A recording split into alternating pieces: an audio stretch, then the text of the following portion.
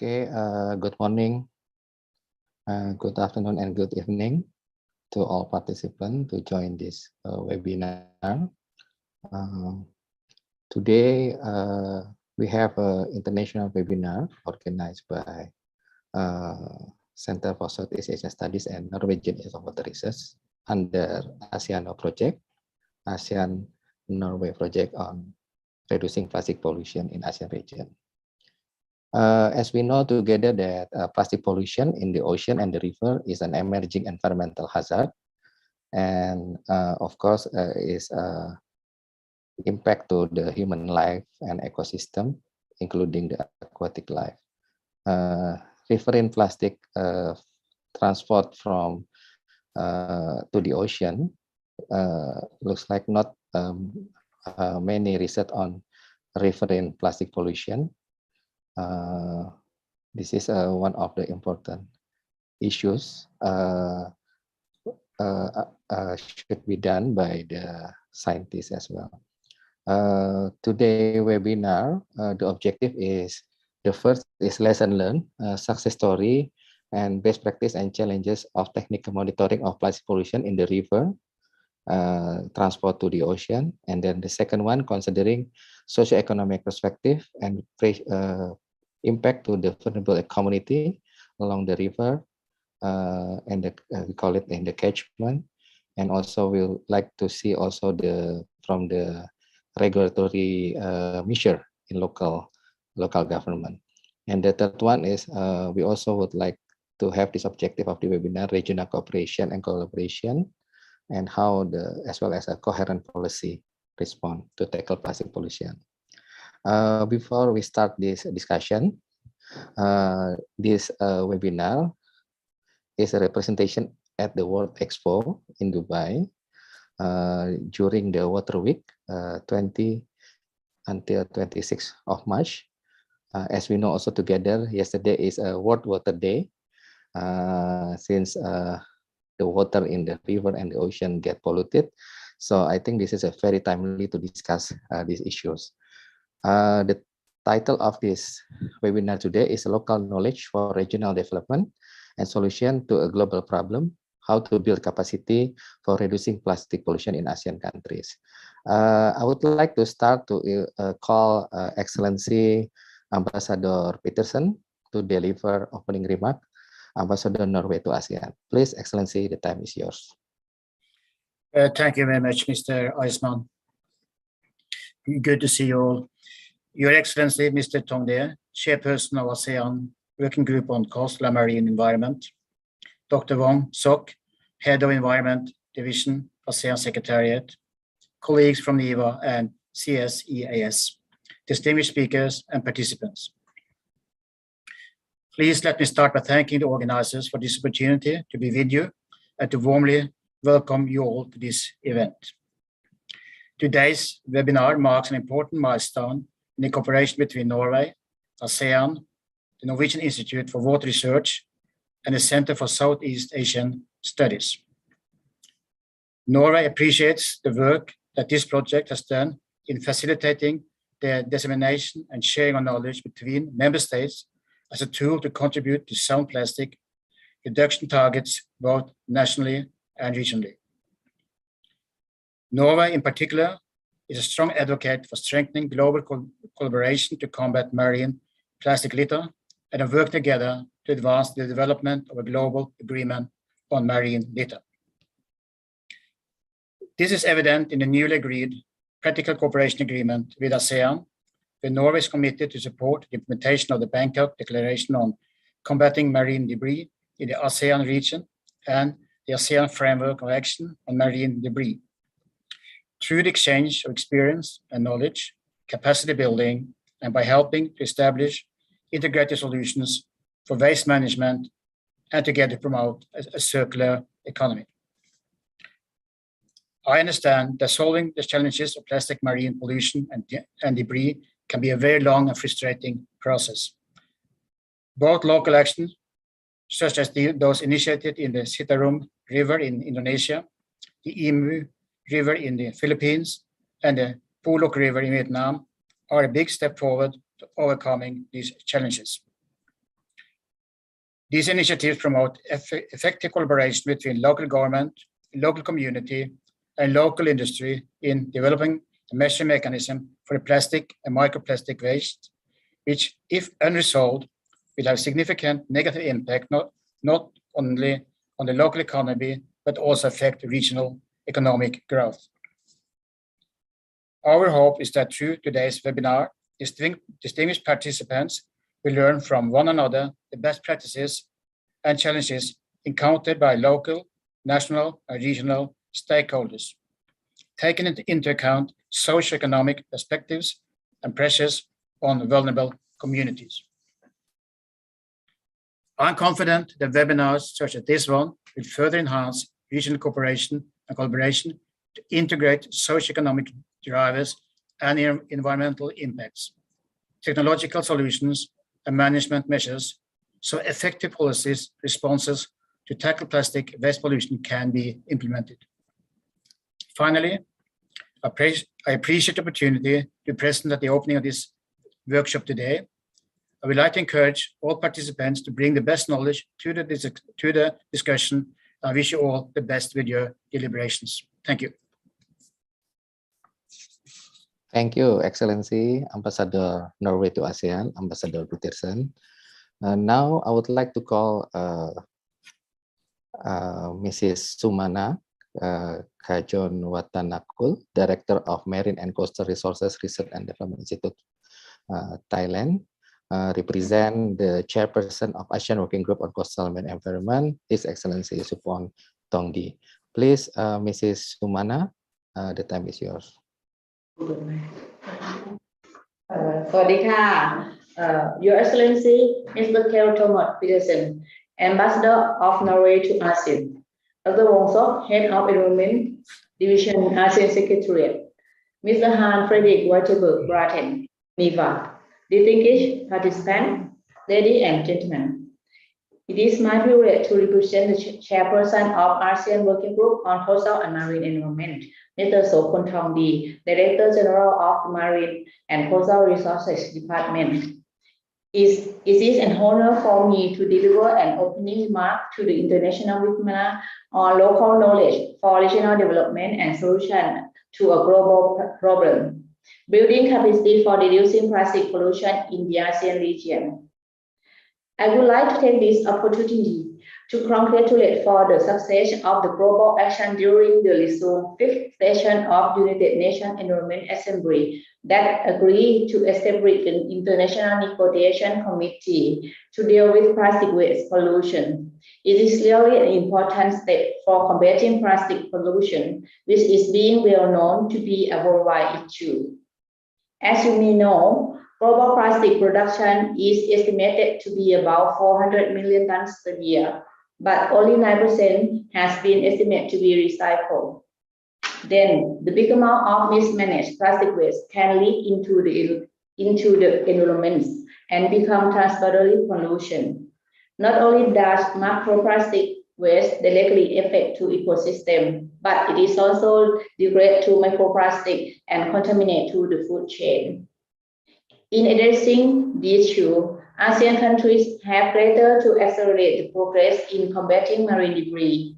The Bangkok Declaration on Combating Marine Debris and ASEAN Regional Action Plan for Combating Marine Debris 2021 to 2025 were developed and adopted to facilitate regional collaboration among ASEAN member states and related organizations to address and tackle marine plastic pollution, which is focusing on marine debris from land-based to sea-based. Ladies and gentlemen, in viewing that this international webinar aims to reduce plastic waste and improve waste management in Southeast Asian countries. Therefore, strategic measures as well as knowledge and capacity building are required on a variety of states in the plastic life cycle, in policy, and in public understanding. I'm certain that the implementation of the project under the strategic direction, your thoughtful guidance and brilliant suggestions shall be immense benefit to the marine environment. This international webinar will also support and serve as a stepping stone towards the success of the implementation of ASEAN Regional Action Plan for Combating Marine Debris in the ASEAN member states. Last but not least, I do believe that participants can use the knowledge, take valuable message, learn from success projects, and best practice to implement in their countries. I wish the event a success and looking forward to a fruitful discussion and render a concrete outcome for ASEAN to combat plastic pollution. Thank you very much. Thank you, Ms. Siswana from Thailand.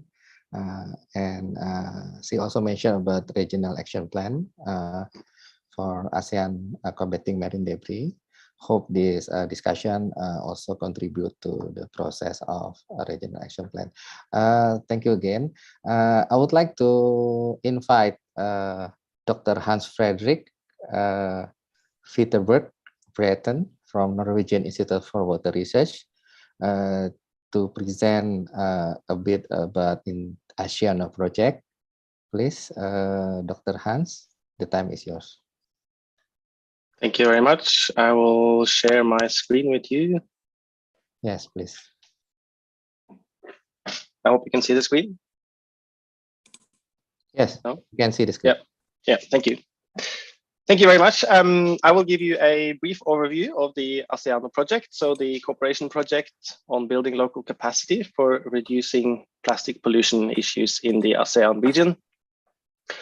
The project is led by the Norwegian Institute for Water Research in close cooperation with the Center for Southeast Asian Studies and also the ASEAN Secretariat, and of course, many other partners in the region. Many of them are present, or several of them are present here today, and we will give you some more detailed presentations as we go on today.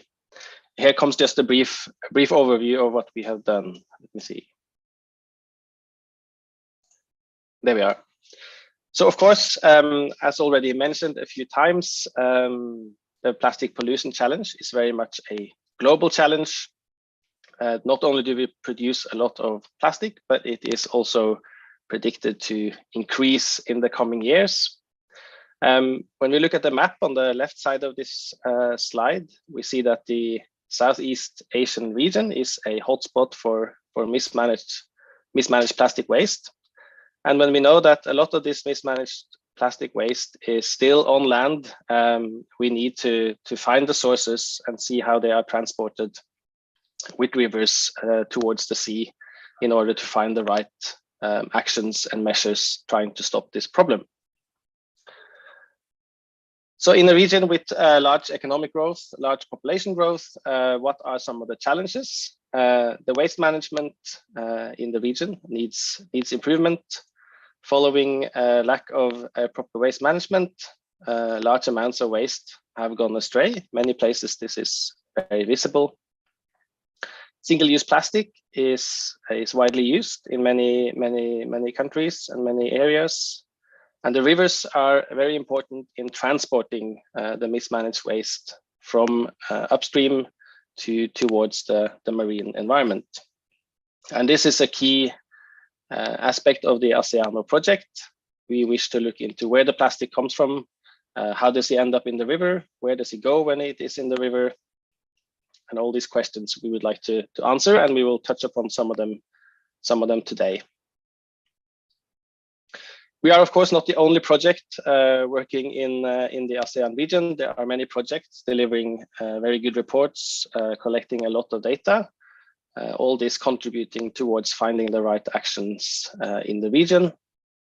As already mentioned, we have also the Bangkok Declaration and the framework of action on marine debris that are showing the high commitment amongst the ASEAN member states.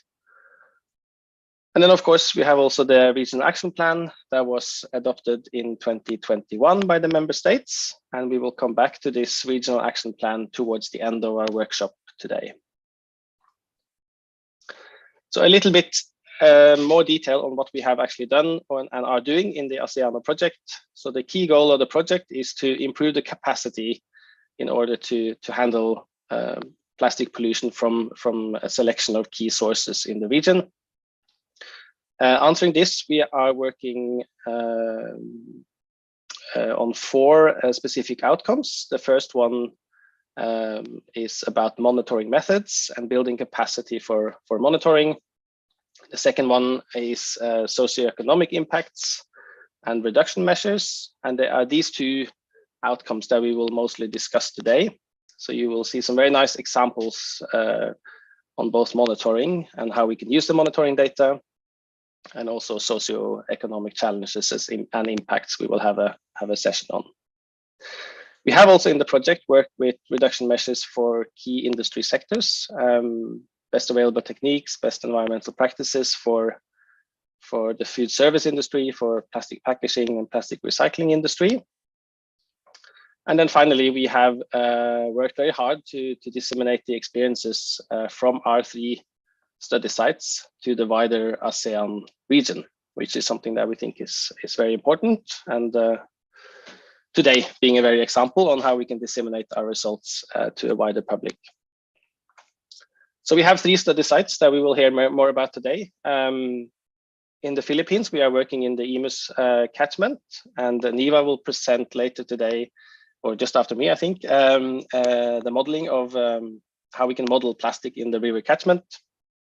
Then we have a study site in Da Nang on the east coast of Vietnam, and we will hear data from a household survey there on knowledge and attitude in the region, knowledge and attitude towards the plastic pollution issues. Then we have the Citarum catchment, not far from Jakarta, where we will both have a nice presentation on monitoring, and also we will hear about a household survey from that region as well.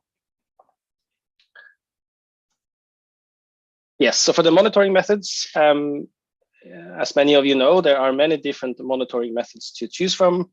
We have tried to select the ones that fit the specific study sites. We will hear a very nice presentation later on how or why it is important to harmonize the methods for monitoring. We have built local capacity in order for local experts to do the monitoring in these 3 sites, and we will hear some examples of that. And then we have also developed a report on methods for monitoring in the project. Then the other big topic that we will discuss today is the impacts of plastic pollutions and measures and scenarios for actions in these study sites. Some key topics are plastic waste management, waste disposal habits, and local knowledge and behavior. As I mentioned, we will hear about that. We will have a presentation from the Philippines on community understanding, and we will have a presentation from NIVA on policy issues as well. So to conclude, of course, plastic pollution, a very complex challenge, and we will hear about some of the complexity here today. From sources, we will mainly discuss macro plastic sources, but micro is of course also important. It is a very complex picture from sources via discharges and transport to uptake in the environment, and also how we deal with this on the policy level, understanding human behavior, trying to find the right actions, and then how these again affect the sources upstream. At the center of all this, of course, guidelines and policies and regulations. We will hear some nice talks at the end of our workshop today on how the regional aspect is important, and how it is important to look at social drivers, economic drivers, and environmental drivers in order to try and find the right actions. So with that, I'm going to leave the word to all the project partners, and we will hear some more specific talks about the different topics of the project. Thank you very much. Thank you, Hans. Yeah, now we move to the session 1. Session 1 is about monitoring and need for knowledge on sources, input, and referent transport. Like already presented by Dr. Hans Frederick, that our project key impact is improved capacity to tackle plastic pollution from the key source. As we know that the key source is from the land going to the river and to the ocean. So for this session, there is 3 speakers. For the first speaker, I would like to invite Dr. Francois Clayer from NIVA. The topic is about modeling of plastic in Imus River in Philippines. Please, Francois. Yes, good morning, everyone. Thank you, Arisman. Is the sound okay? Yeah, please go ahead, please. So it's my pleasure to talk about modeling plastic in Imus River in the Philippines this morning. I just want to give a brief overview of what we can do with models and what has been done so far, and what NIVA is contributing to. So here is a nice sketch of what we usually do as a modeler. So we start with population density data, waste generation, and catchment properties, for example, to estimate plastic releases to the river. So there is also some management estimation involved in there. And then we have a more process-based model in the river to know how the plastics are transported, deposited, and mobilized and finally exported to the sea. So we have this Inca macroplastic that is developed by NILA. So I would like to present two main modeling approaches. The one that we most know is the global one. All those estimates of plastic emission to the sea, they come from this left side, the global modeling approach. What we need to realize is that behind this modeling approach, you have mainly two global data sets, this waste atlas data set and the World Bank. So it's a country scale, and it doesn't have the granularity, the resolution that you can actually have on the catchment scale. Then you have a mixture of different data sources, and they usually have a temporal scale of years to decades, but they cover the whole world population. On the other side, on the right side, you have the catchment scale modeling approach, where you can use more higher resolution data, municipal data, data from household surveys as well. And then you can run the models at higher time resolution as well, although they cover a bit less population compared to the world population, compared to the global approaches. So the two approaches have strengths and weaknesses. And the one I will talk about today is the right one, especially so for the Imis River, where you see a catchment map here. So where is the Imis River? It's close to Manila in the Calabao zone province in the Philippines. You see this green region is the Cavite region. And then on the right, you have the 6 major rivers from this region, and Imis River is one of them. You have here in purple, and you see the river network. Briefly, 1.5 million inhabitants are living in the catchment. And according to a recent paper, this river is in the top 25 most polluting river in the world in terms of plastic emissions. So how do we model plastic at the catchment scale? So we use models that we develop at NILA. So if you aren't interested in knowing a bit more about those, I invite you to go on this GitHub site. It's called Mobius, the framework, and it's really well described by my colleague Magnus Norling.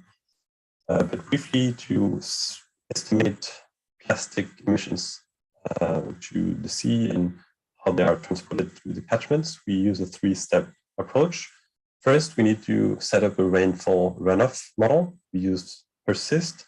So basically, we simulate this river's discharge from precipitation data and temperature. And then the second step is to estimate how much mismanaged plastic reaches the riverbanks. So we have a mass balance approach there. And then the third step is more a process-based model in the river. And here you see a sketch of it. Basically, the plastic that is coming from land is landing on the bank, and then it has a probability to get floating or attached to vegetation or get stuck in the sediment. And this is based on its relationship to discharge and other properties of the plastics. In the Imis River, monitoring activities have shown that the most common types are bags, bottles, food containers, and also PVC sleepers. So we have decided to model these 4 types in the model. Then, how do we estimate plastic emissions over space? So we start with delineating subcatchment within the Imis catchment. So you see here different catchments and the river network. In each of those, there is a number of municipal units, barangays in the Philippines. We estimate population in those, and then plastic waste emission this is from household surveys. So there are 3 main barangays in the different parts of the catchment from which we estimated plastic emissions. And then based on their proximity to the river, we can estimate how much of that plastic reaches the river. And this is a quite uncertain parameter that we can calibrate or quantified in sensitivity later on. I just want to show you here that the values are around 0.9, so it's like a probability. A plastic item has 9 chances over 10 to reach the river. This is an assumption we made for this simulation for now. We'll see the implications later.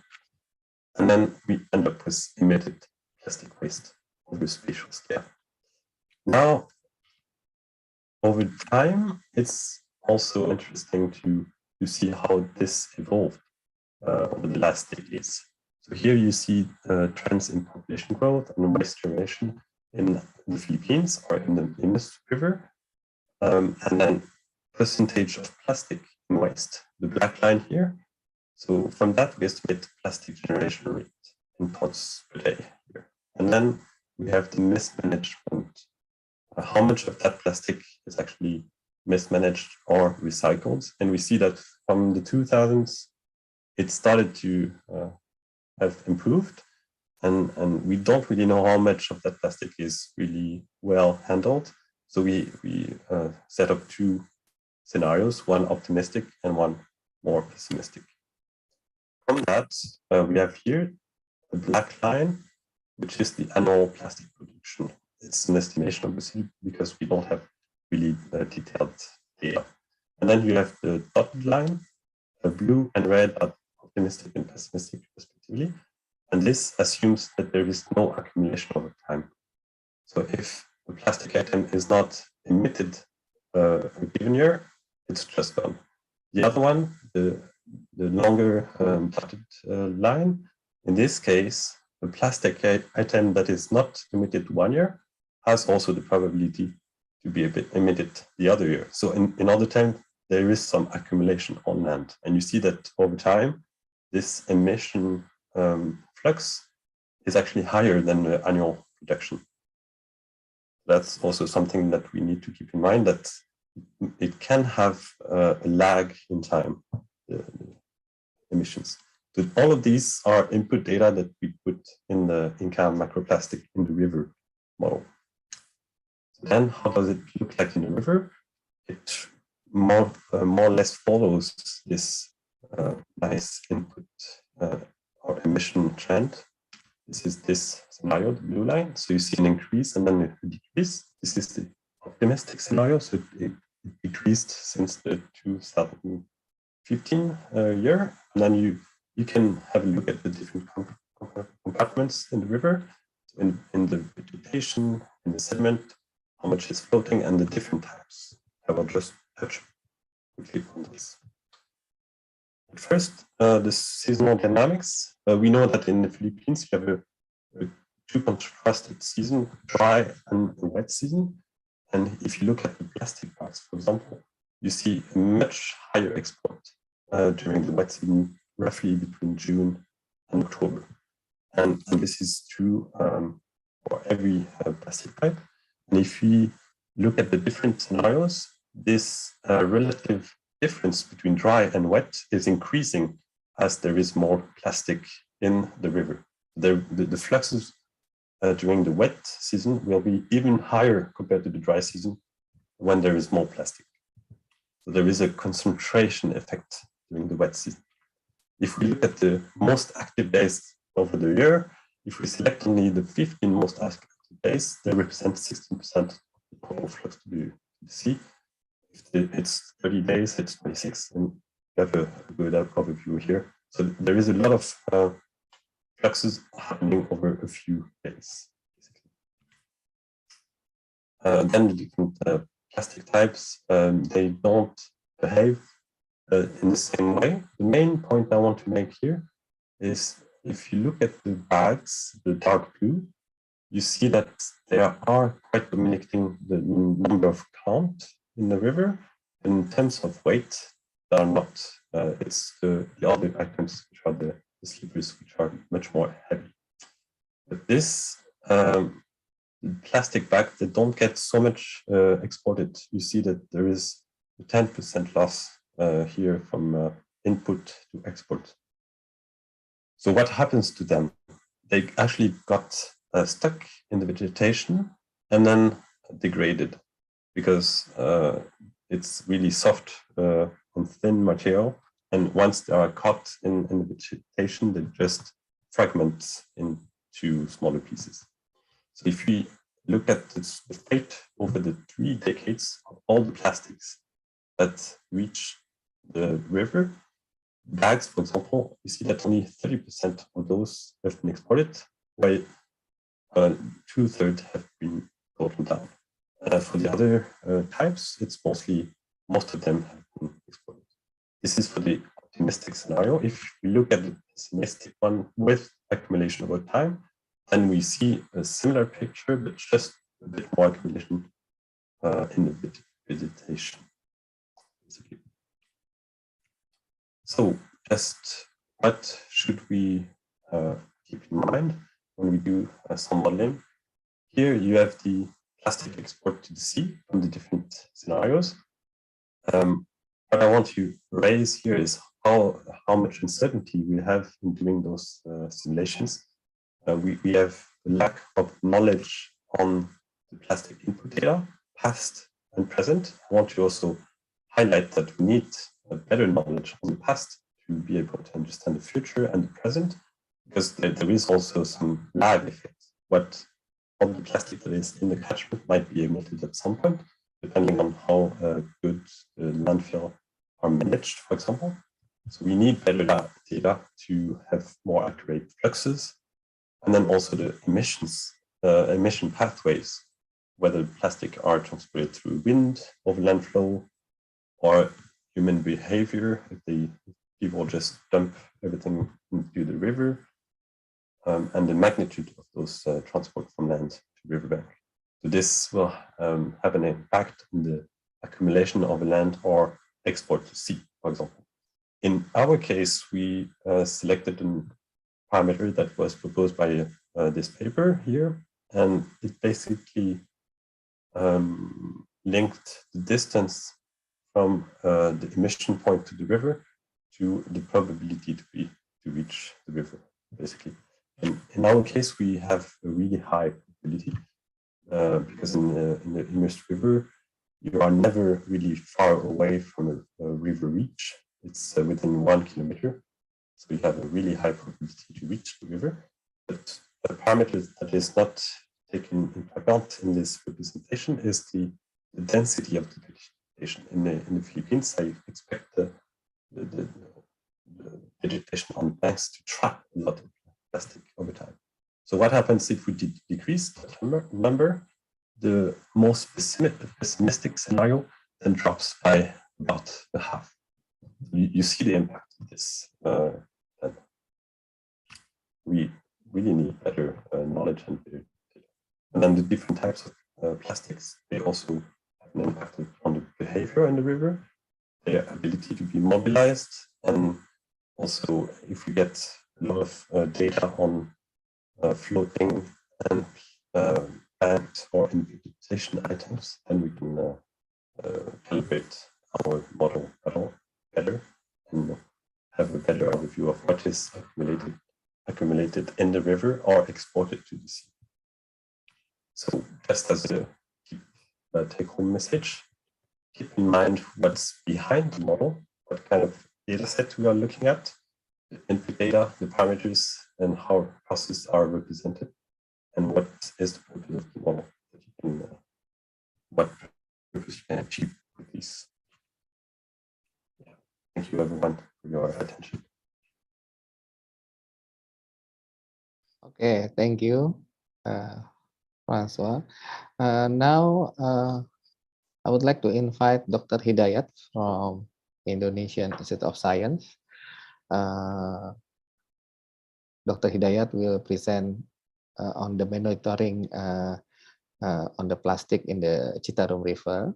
Please, Dr. Hidayat, time is yours. Yes, thank you, Pak Arisman. Good morning, good afternoon, everyone. It's a great honor for me to share with you our works for the case study in the monitoring of plastic in the river Citarum, Indonesia. It's once named the most polluted river in the world. Sorry, Pak So, Hidayat. yes. Yeah, okay, good. Thank you. This is the location of our study. This is the Citarum River. It's just as mentioned by Hans, that it's just in the vicinity of Jakarta, the capital of Indonesia, and it's once named the most polluted river on Earth, and currently on restoration effort to improve water quality and reduce riverine plastic litter transport, as well as subsequent marine plastic litter pollution. It's called the Citarum Harum program. And the restoration, of course, and the mitigation efforts require baseline value on composition and volume of riverine plastic litter. And this is part of the ASEANO project, as mentioned before. And the different plastic monitoring task objective are to quantify the seasonal deposition and remobilization of litter along the river shoreline and river bank, and quantify the flux of plastic litter from Citarum to the sea. For the riverbank zone dynamics, we did a sampling at the riverbank zone of the Citarum River in Karawang, is in the lower part of the Citarum. So we took 30 by 30 by 10 centimeter cubic monoliths, and all the material was disaggregated here and to spread out the constitution of pieces. So this is the example of the monoliths that we dug, and this is the example of the debris refilled from one single monolith. And this is the result of our observation that plastic was also accumulated in the riverbank, and the largest plastic proportion is about 2.85%. You can imagine this compared to the sediment that's in the one monolith, so it is quite prevalent contamination. And this one, the one in the right is from the other part of the Citarum River, is covered by agriculture. That's of course we have more organic, and still we have plastic contamination on the riverbank.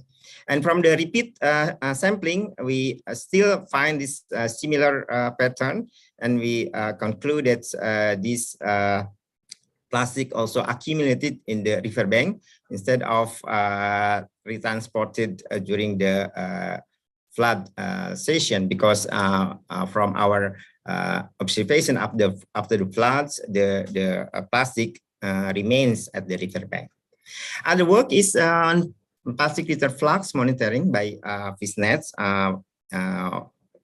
across the bridge. We put these nets like this with the trash boom set up. We put the fish nets on the bridge and over the bridge, and we took this fish net, and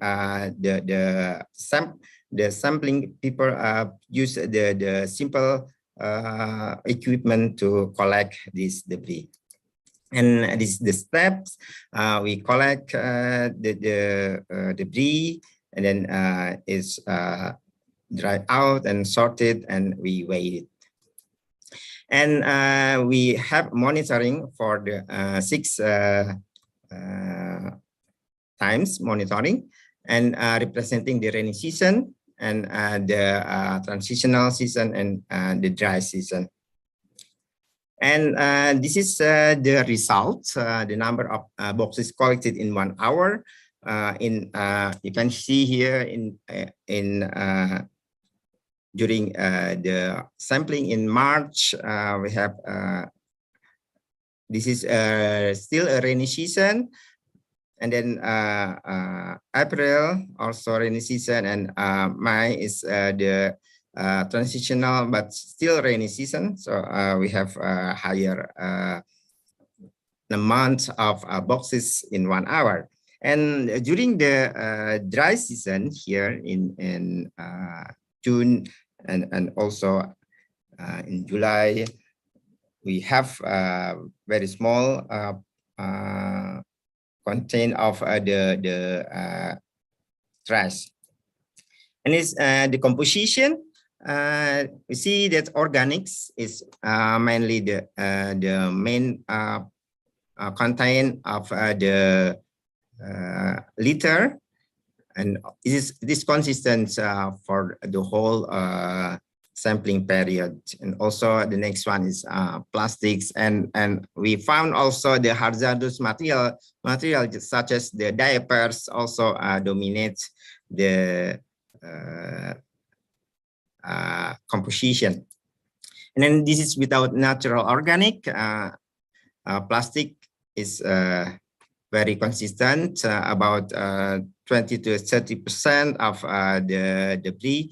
And also we see here the hazardous material such as the diapers is really have a high composition of the debris.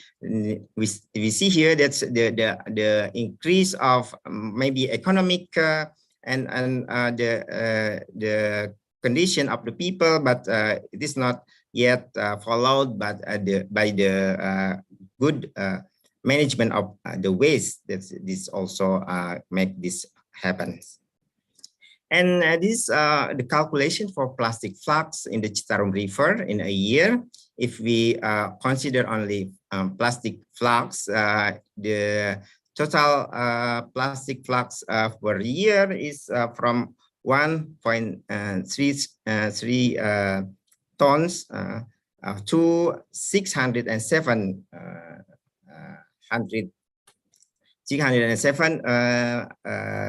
per year. And if you also consider the other plastic, just like the hazardous material from diapers, rubbers, textile, and glass and paper, the debris from flux from Citarum River in a year is about 4.62 tons per year to 2,044 tons per year. So we also use this visual counting as a comparison, and the result is more or less similar to those using the trash boom. And this is also the composition. It is quite similar with the previous one.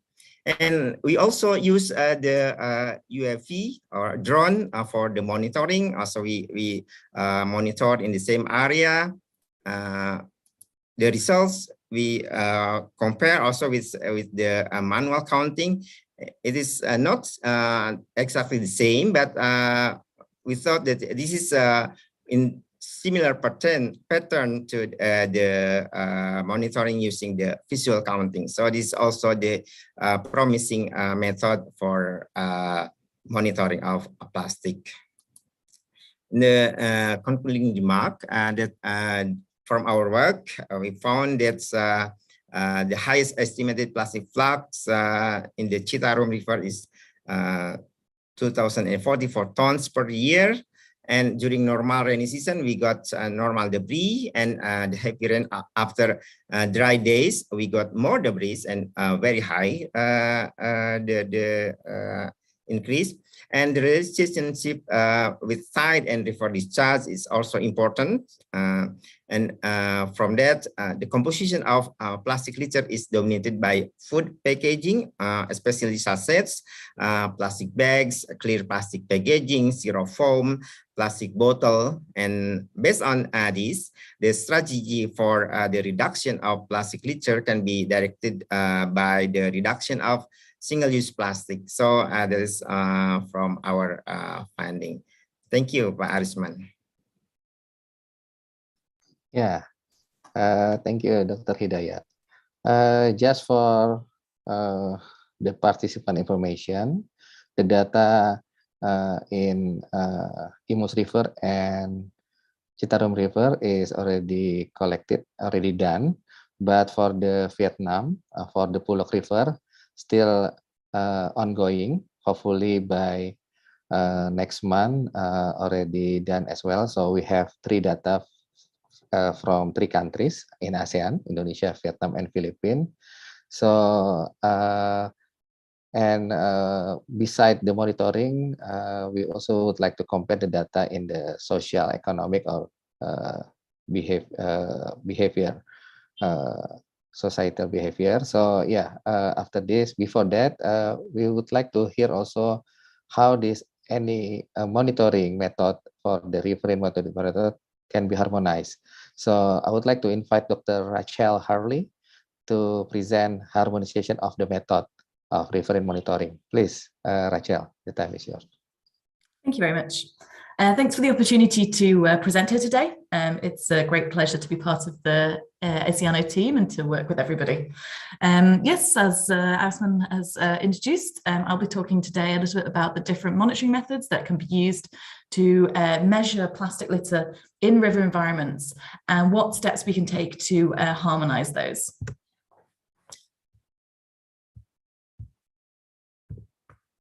So first, I would like to talk a little bit about why it is important to actually look at the riverine environment. A lot of attention has already been given to the marine environments, and we often talk about, for example, marine litter when we talk about plastic litter across a range of different environments. Plastic is man-made and it is inherently anthropogenic. All plastic is produced on land, and actually most of it is consumed and then disposed of on land. So we need this kind of connection between the land and the marine environment in order for the marine environment to become polluted by plastic. There are several published estimates that now point towards rivers as being the conduit for this waste to enter the marine environment. If we would like to address the pollution in our oceans, it's essential that we need to turn off the sources of plastic to river catchments in order to prevent this release to the ocean.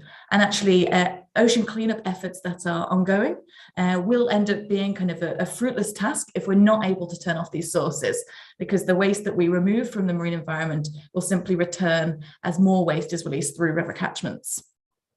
It's also worth mentioning that rivers represent important ecological habitats, and they also deserve to be protected from the potential impacts of plastic pollution in the same way as the marine environment. The challenge that is posed by the river environments are that they are actually very dynamic and complex. The sources of plastic and the pathways that they follow to get to river environments are numerous within catchments, and they tend to be very varied across different spatial and temporal scales. We sometimes talk about rivers as kind of pipelines of plastic to the sea. This kind of ignores some important factors related to how they function and their characteristics. They aren't sort of smooth or simple pipelines that deliver this waste to the ocean. And actually, the fate of plastic that enters the river environment is likely to be quite fragmentary. It's going to sort of travel in different ways across different spatial and temporal scales and accumulate in different environments for different periods of times. We actually don't know much about this process just yet. The research is still ongoing to understand how plastic actually moves through river environments.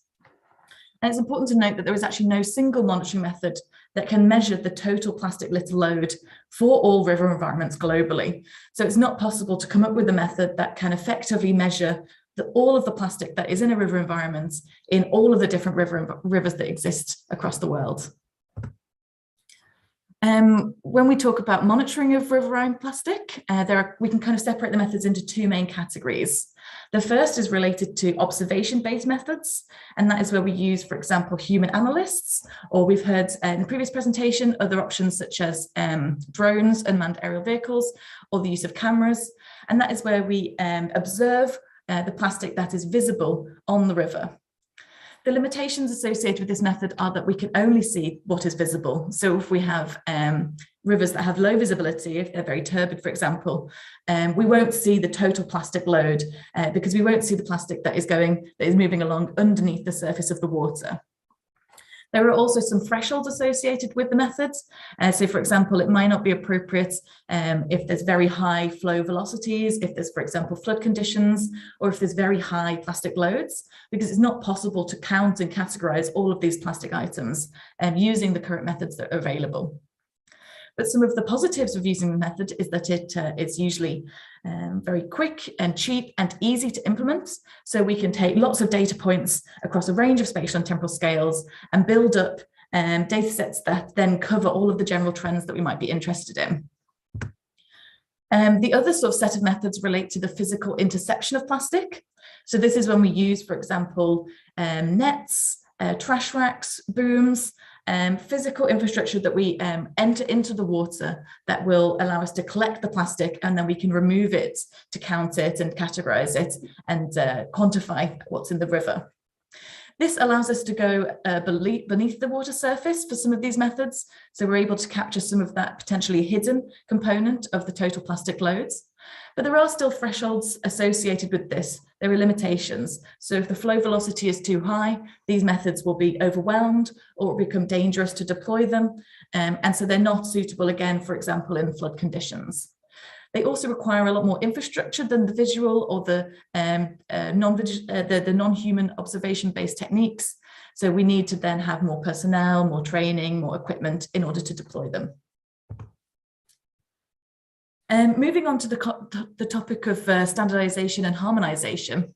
When we talk about standardization, we mean following a standard protocol or a standard set of definitions.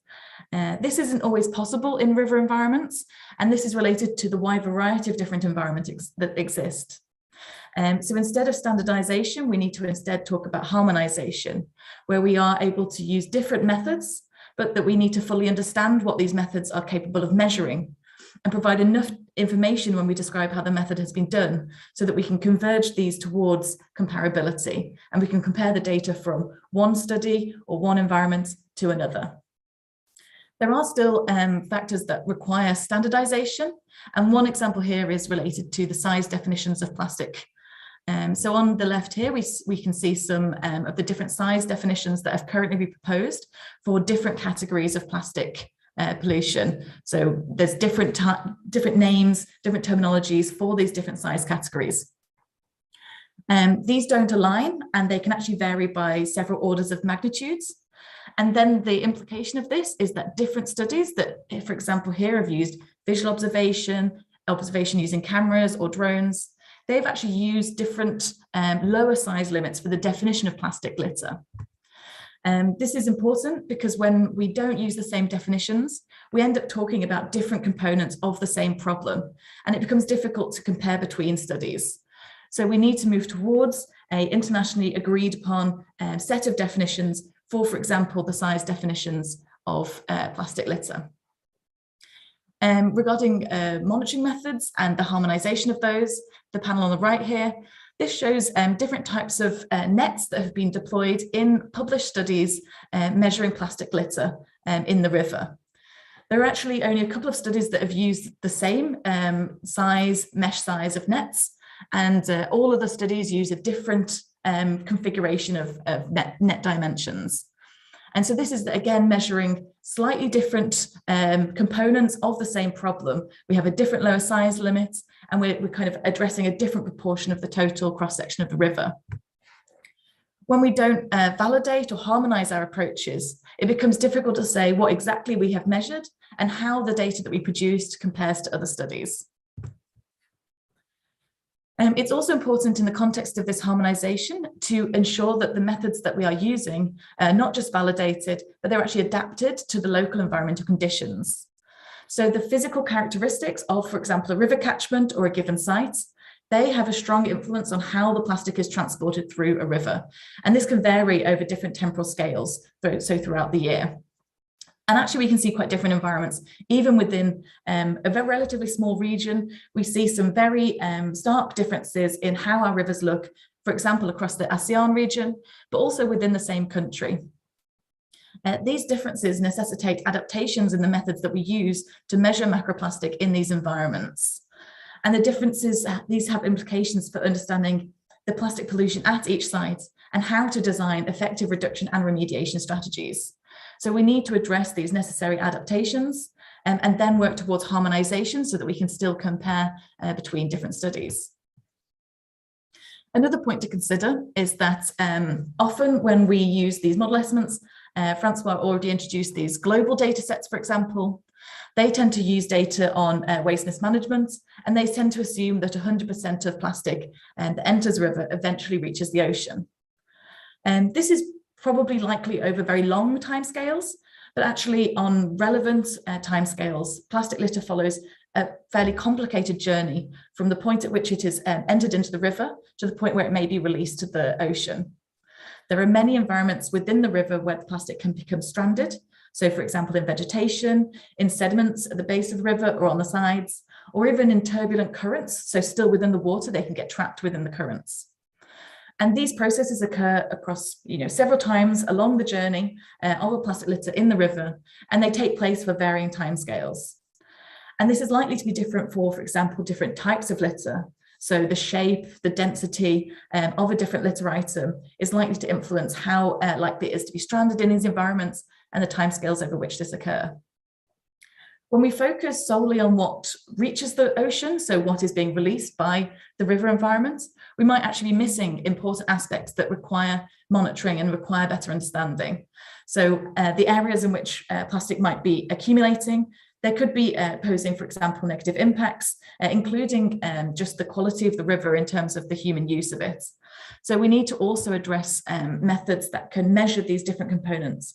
And actually these represent great locations where we can perform, for example, cleanup and remediation. So understanding where these occur and how these occur is an important factor. There are several questions that still remain that need to be addressed as we continue to develop and harmonize monitoring methods. So we need to understand, for example, what the data that we have actually shows, what it is that we're measuring when we use the different methods, what a single data point can actually tell us and how we can scale these results up, and the validation of the methods that we use. There are still some knowledge gaps in terms of what has been monitored. So there's kind of parts of the river that have been unmeasured or are unmeasurable that we still need to address and see if we can come up with methods for those. One example here is extreme events, for example, flood events, which we tend to believe are likely to be associated with quite a pulse of plastic release. And we also need to better understand the processes that govern the movement of plastic through rivers across both space and time. And finally, we need to consider how this data will be used. So who are the end users? And can we adapt the data that we generate in order to facilitate multiple end uses? So reporting, for example, in different units, different expressions, so that we can satisfy many different questions with the same study. And it's actually through harmonization that we will be able to achieve this goal. The final remarks that I'd like to leave you with today are that addressing all of these challenges that I've raised today is certainly not an impossible task. By combining monitoring and research with collaboration and discussion with many actors, we can establish the scales and the mechanisms of pollution and compare this across the globe. And by doing this, we will be able to generate robust and high quality data sets for plastic pollution that we can then use to tailor effective and efficient reduction and remediation strategies that are tailored to different environments and can help enact meaningful change. Thank you very much for your attention today. Thank you, Dr. Rachel, for your presentation. Due the time limit, actually in the schedule, we already have a Q&A, but I think we can continue maybe for the Q&A later together with the next session, because the next session is also linkage with the first session, like present by Dr. Hidayat, let's say for the percentage of plastic waste from the river founded by the monitoring method is 21%. We want to also see from the household data how many percent data waste collection in the household. For this household survey, we already done, the ASEANO project already done in 3 countries, Indonesia, Philippines, and Vietnam. That's why if you here later. The presentation will be from Indonesia, from Vietnam, and from Philippines. I would like to invite Dr. Astrid from Indonesia to present her finding. Please, Dr. Astrid, the time is yours. Okay, thank you, Pak Usman, for the introduction. I would like to share.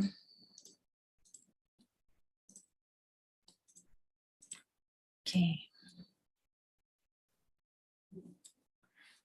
Okay, so for today, I would like to share about our result that have been done in the last year about the household survey. So basically, it's not about knowledge, attitude, behavior in Indonesia, but also how much waste that coming from the household itself. But maybe for this session, we will deeper explain about how about the knowledge, attitude, and behavior of people in Indonesia, especially people living near the Citarum River. Okay, so the background of our study, I think it's already explained in the previous speakers that the problem is about the marine plastic litter that coming from the ocean itself, like fishing net or other, is just 20%, and other is originate from the land. So the main source of the plastic waste is it's coming from us, our waste. So it's estimated that the waste from the river to the ocean is around 12.7 million metric. So one of the polluted river in Indonesia is we call Citarum River, that is lie from the West Java to the DKI Jakarta, so the capital city of Indonesia. And we see that the government and local people is trying to clean up the river. So basically now they have so many action like river cleaning up, or by using some forces like from the government, they try to make it how to clean up the river.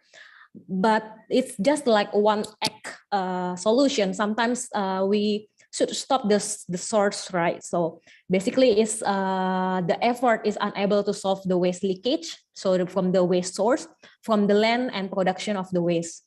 And therefore, in this study, we try to look the need regarding how the contribution of the waste from the land, like from the household in the Citarum areas. So we basically not the Citarum River, but we focus on the tributaries, Citarum tributaries, about the plastic waste pollution. If we talk about the Citarum River, as you can see here, so it started from the Bandung Regency.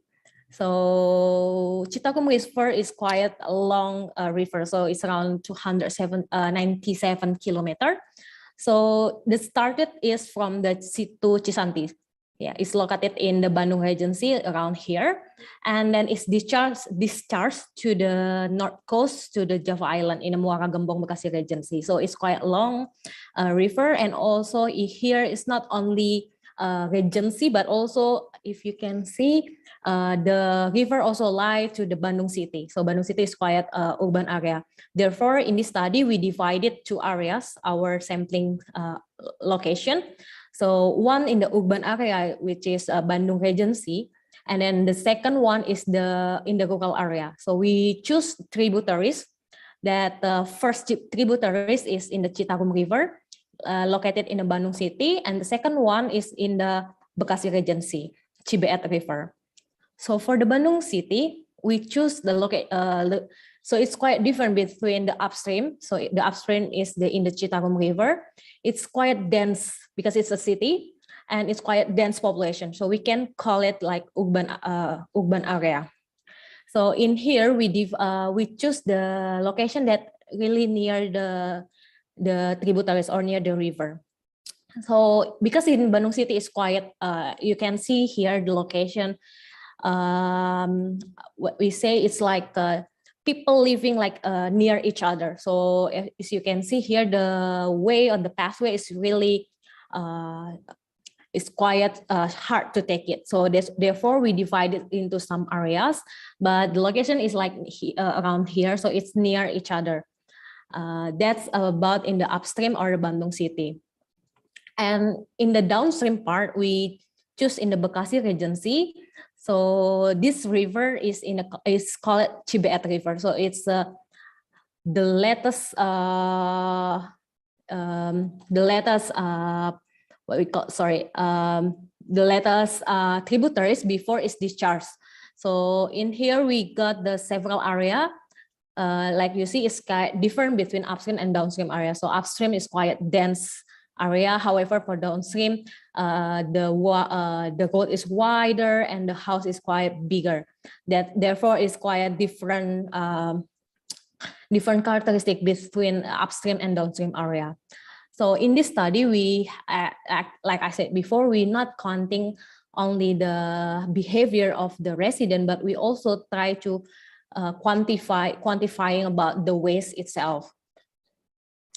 So first we try to sampling about the household waste. So in here we try to collect around 100 samples in each area. So in the 100 sample we collected their waste around 8 days, and then we try to analyze how many waste they produce each day and how about the composition. I think it's similar with the what previous speaker told, that in the waste composition that we found between Bandung City and Bekasi Regency, I think it's in the Indonesia basically is dominated by organic waste, so food waste and also leaf and wood. So it's around 40 to 50%. But what we found here is quite the number of the plastic is around 20%. So it's quite similar with the number of plastic in the land is similar with number of plastic in the river. Yeah, so it's quite in line with the monitoring research. And if we compare with our national data, so we have the national data but by our Ministry of Environment and Forestry, they got that the number is around 70%. So it's increasing the plastic waste that we found in the household. So basically, it should so government should have a new research about the composition of plastic waste. So we got so it can be more representative what the data in the field. So we graded again about the plastic waste composition, that we found that for the Bekasi Regency and Bandung City, they quite similar. So the dominated plastic composition is plastic bag and also clear plastic. So plastic bag is usually using to be part of the waste like that. So how about the clear plastic? So basically in the Bandung City or Bekasi Regency, clear plastic is using for the food. So mainly here is just for the food packaging. And other kind of plastic is like sachet, so plastic packaging, and also here plastic bottle. So we still found plastic bottle in the household plastic. And I think it's similar between Bekasi Regency and Bandung City. So like plastic packaging with aluminum or in the sachet. So we still found that kind of plastic in our Bandung or Bekasi Regency. And here is like kind of other type of plastic. So we found also the bigger kind of plastic, like for toy. Here is styrofoam and other type of plastic. So how about their behavior to treat their waste? So firstly, we will look at or observe how about the waste container, how about the waste transportation, how about they dispose their waste. So for the waste container, basically as you can see in this picture, is this part is in the Bandung City and the right side is from the Bekasi Regency. So both sides, they don't have waste container or waste container in front of their waste. So basically in Indonesia, we put our waste container in the inside our house, mainly in the kitchen. So we will not find it in front of their house.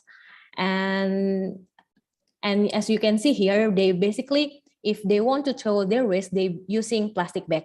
Therefore, the plastic bag number is quite high. And what we see for the waste disposal, I think for the waste disposal, mainly for this picture is in the Bandung City, and this part is this part is in a Bekasi Regency. So for the Bandung City, because because it's a city, Bandung already have several of, we call it TPS, or is temporary site for disposal. So mainly for the Bandung city people, they can throw directly their waste to that site, and later on the truck or vehicle will throw it to our landfill site. But sometimes they have like collection system to door to door, but not every area in the Bandung city. However, for the Bekasi Regency, because they don't have the collection system or collection system of their waste, so basically they just burn their waste. So in the Bandung city, Bekasi Regency people, they dispose their waste or like food waste. They will put it in front of their house and then burn their waste for the plastic. So basically the waste will not, they cannot see their waste. That's their mindset. But actually they have one waste bank. So waste bank is like recycling community base that have been developed in Indonesia. So they can actually get money if they give their waste to the waste bank. But in this Bekasi Regency, they have one waste bank, but it's not operated well. So they're still in the develop stage. So that's one of in the Bekasi Regency, but in the Bandung city, the waste bank is not. They have it before, but it's not continuity. And during our observation, we found that in the illegal waste disposal, so we still saw some illegal disposal for their plastic or other waste. But when we asked to other people or residents living near the river, they said it's not their people. So sometimes it's from people living other area will dispose their waste to that river. And in here, we try to have a household waste survey by using face-to-face method. We ask about about household waste management practice, about the transportation, also about the fee.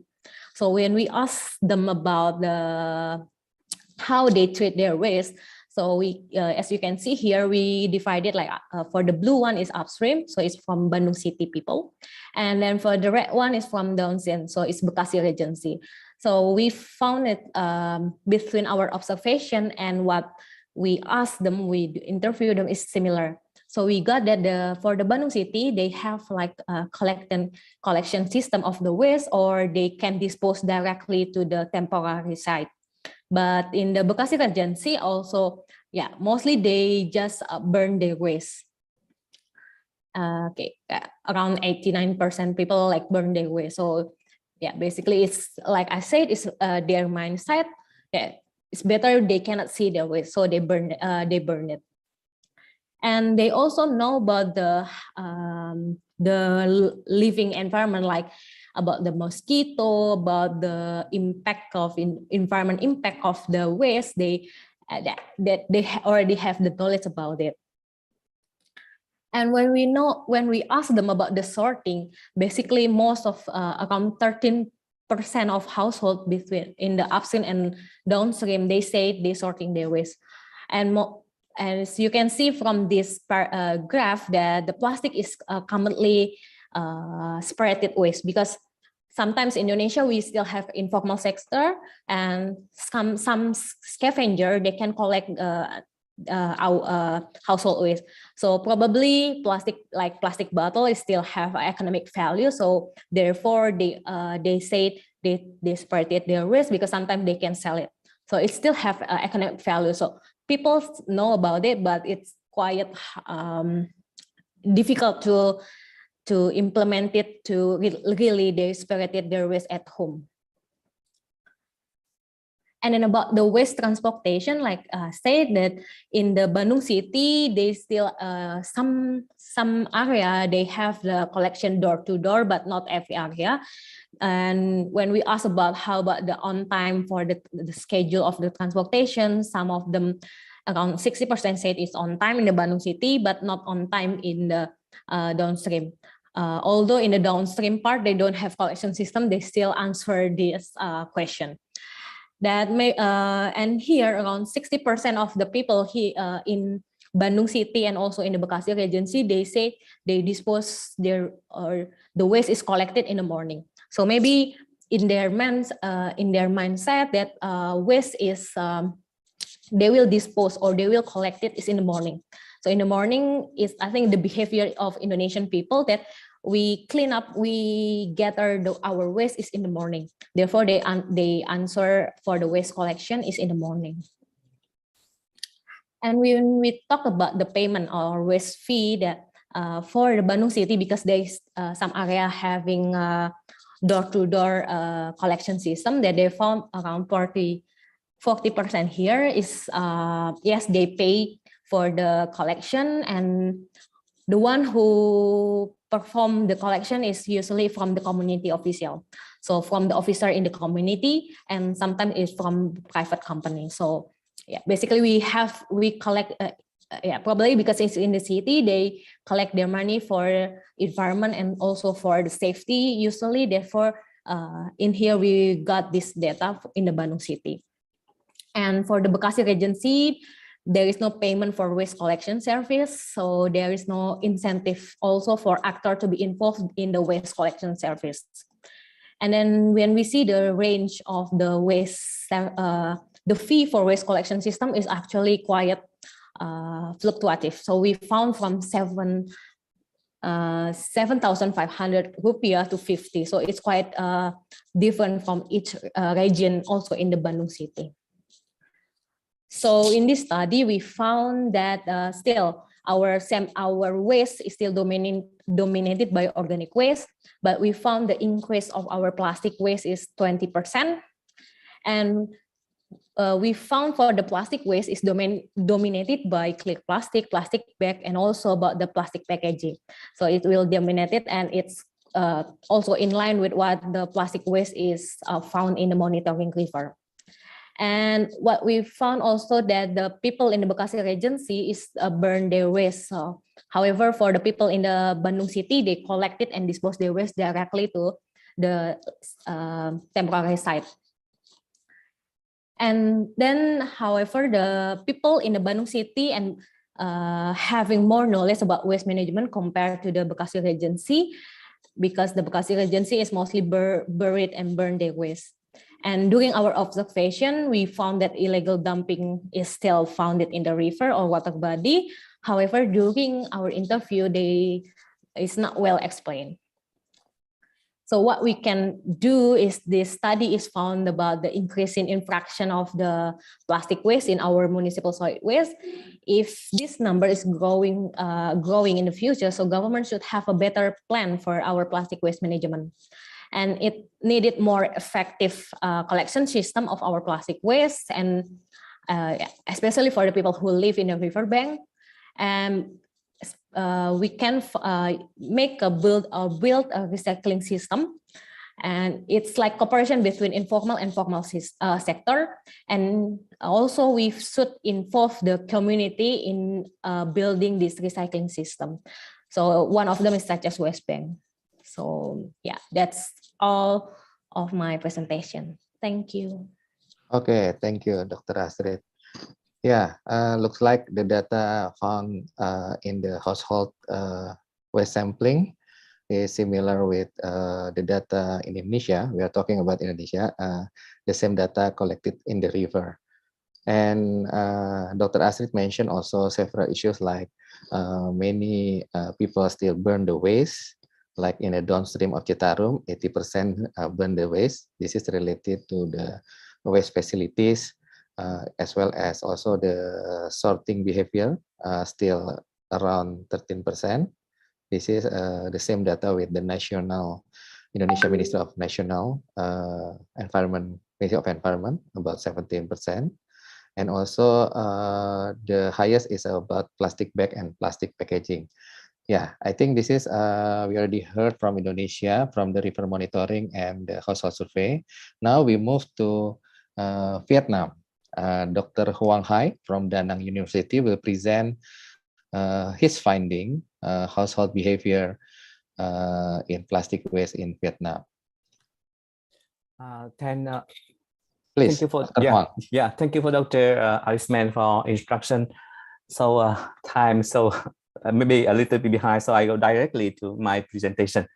Please. We hope that our result in Da Nang City also finding something because we found that in some waste transportation from land to river to ocean, and so same problem in other countries, including Vietnam, Indonesia, and other. So today we talk about our survey about household consumption and use and waste disposal of plastic in Da Nang City in Vietnam. We go in an introduction about Da Nang City, methodology of our study in Da Nang, and about research result in Da Nang, and also lastly is discussion. And here is several information about the plastic waste problem in Vietnam as well as other countries in the world. But we feel that you can see that Vietnam is currently ranked 4 in the world of plastic waste, and also plastic waste going to the sea every year. And even Da Nang City is they have planned to become an environmental city by 2020 target and by 2030 target. But until now, the city only have 6.1% of plastic recycle, and we also have target 100% of waste will be separated as sort by 2030, and 95% of waste will be reused, recycled, and or composted by 2050. And the survey holding in Da Nang City to understand about the plastic use of Da Nang City household, also plastic waste disposal to the environment in the city. And we do this survey in last year in September and October 2021. And here's several information about Da Nang City. And now Da Nang City have around 1,100,000 people with 50.7% of male and 49.3% of female. And almost population on the city, we have 87.74% people who are living in a city. And here's several information about the population of the district in Da Nang City. Please look at in the slide, and also the document will be distributed by the organizer after the conference. And we do the study in Da Nang City with 3 elements, including questionnaire, waste sampling, and restructure interview to cross-check the opinion from household in Da Nang City. In total of 307 households has been surveyed during a lockdown of city in September, before September and until September. So 60 households were interviewed online, and they also was asked to cooperate with us to collect and weighing plastic waste in September. The remaining of 224 households was interviewed directly face to face, and they also receiving some plastic some bag in different color to keep the plastic waste from their house by weekday and weekend days. And we do this thing in October 2021 after the lockdown city finished, and they still more a little bit open for policy in the city. And here several demographic data about the survey, but I would like to skip this slide. You can consider in the document later. And furthermore, the result of a questionnaire survey, we found that plastic products are very necessary for Da Nang people, I think, as well as other Vietnamese people, and also Asian people in the world. Because we found that plastic waste, plastic bag accrue a very high rate, the first rank of use or disposal at the home, and the second is a face mask, and the third one is plastic bottle or containers. The second one is face mask occupy is face mask because I think because of Corona pandemic, maybe it's similar in Vietnam or other countries. And furthermore, to understand why the plastic bag plastic product are especially for plastic bag very necessary for Vietnamese people, when we ask the household why they don't use the reusable bags or alternative for shopping, and 34.9% people households answer that they can receive a plastic bag free. That's why they don't use their own bag for shopping. In total, we found that 69% of households said that normally they don't use their bag for shopping when going shopping. And the reason why the plastic bag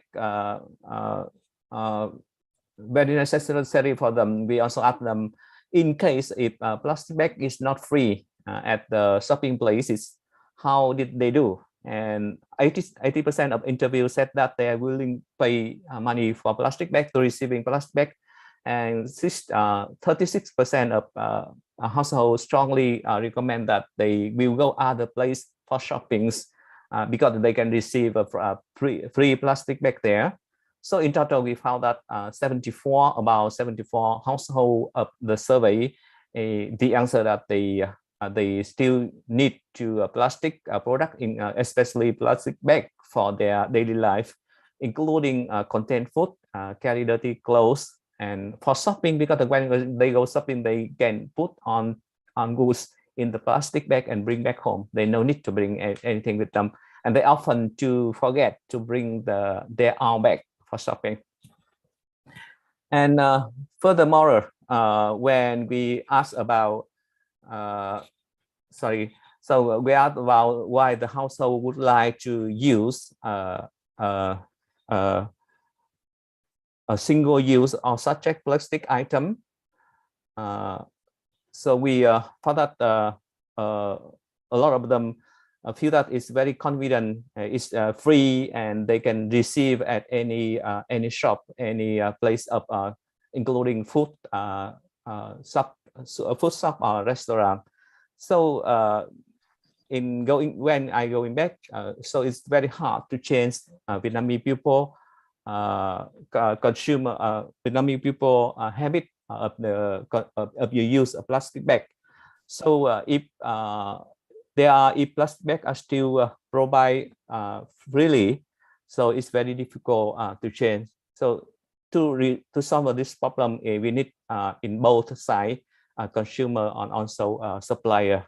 We should consider about the problem of plastic waste. And though plastic product or plastic bags is very necessary for Da Nang people as well as other Vietnamese people.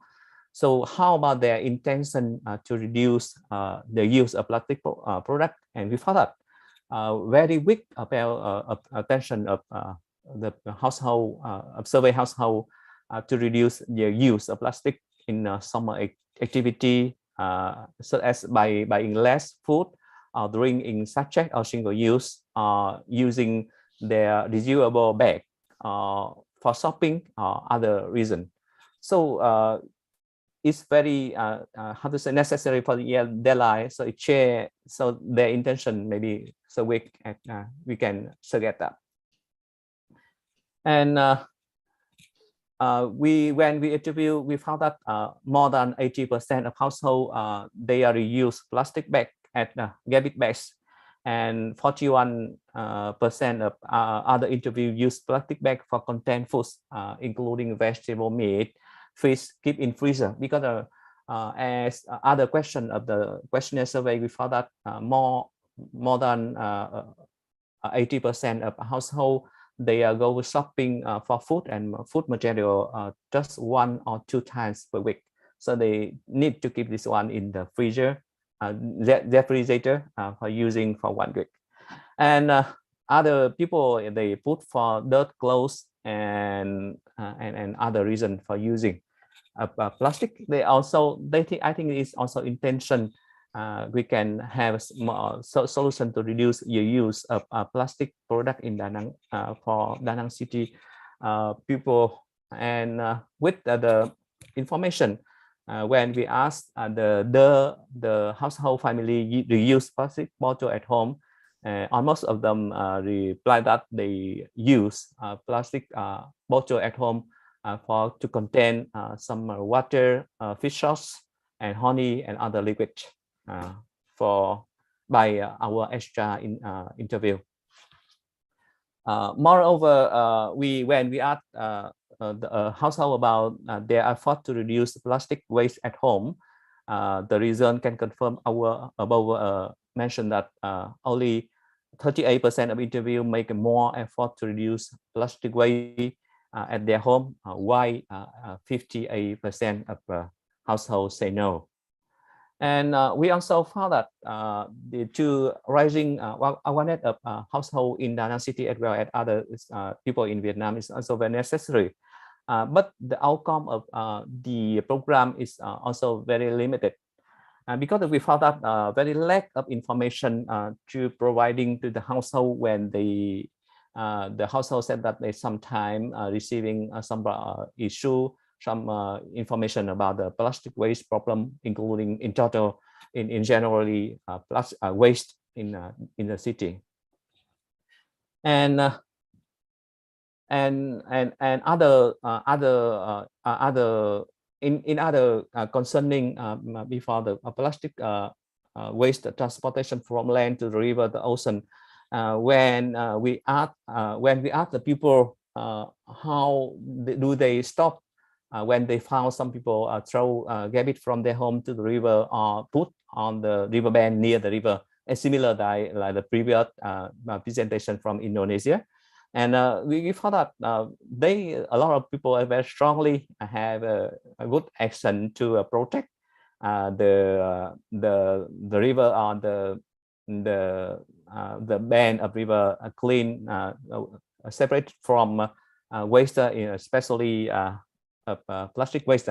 However, recently, when we are doing plastic litter monitoring in the other river, full of river of the city, we also found these things from river.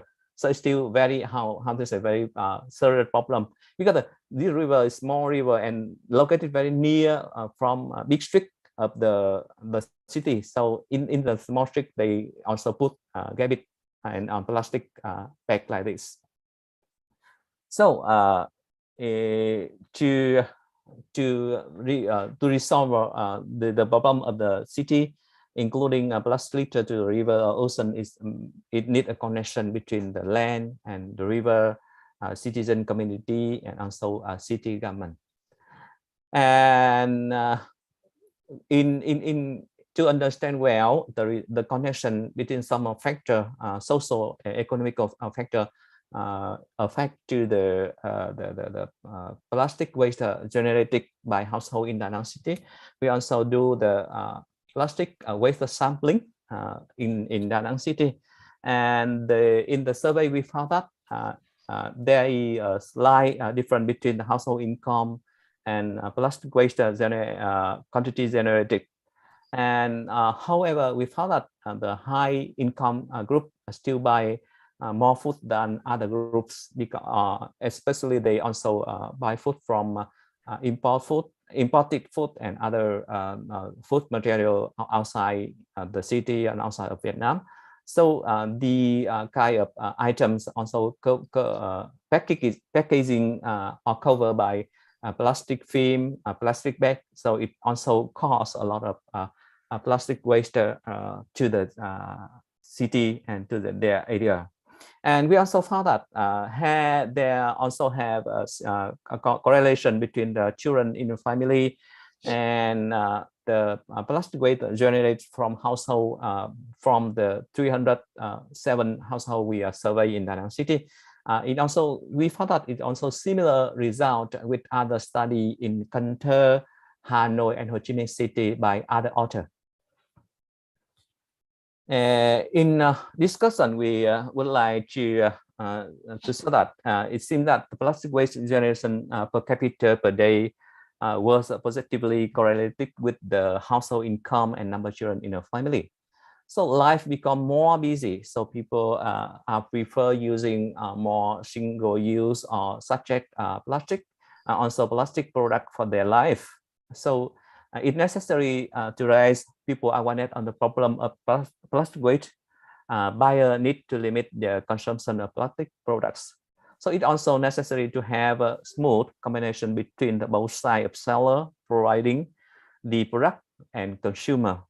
Seller need to replace plastic bags, plastic cup, and plastic product by biodegradable, or environmentally friendly material items. And on the other hand, the local government and local authority not to focus in the policy to encourage people to reduce the use of plastic items, including cup, bowl, and sachets. And in some household, we found that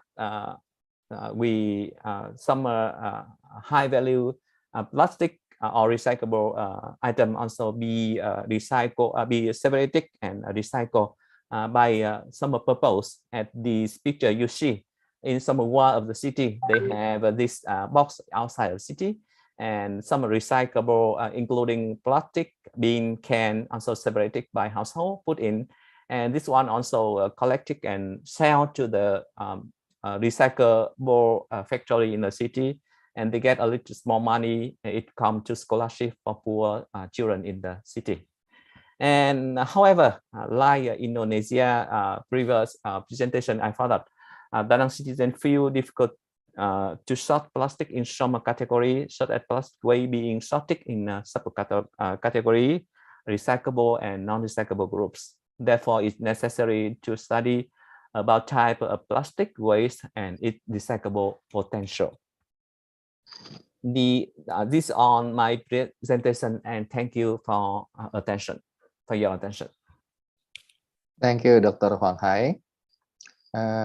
Looks like what found in Vietnam is similar in Indonesia, yeah.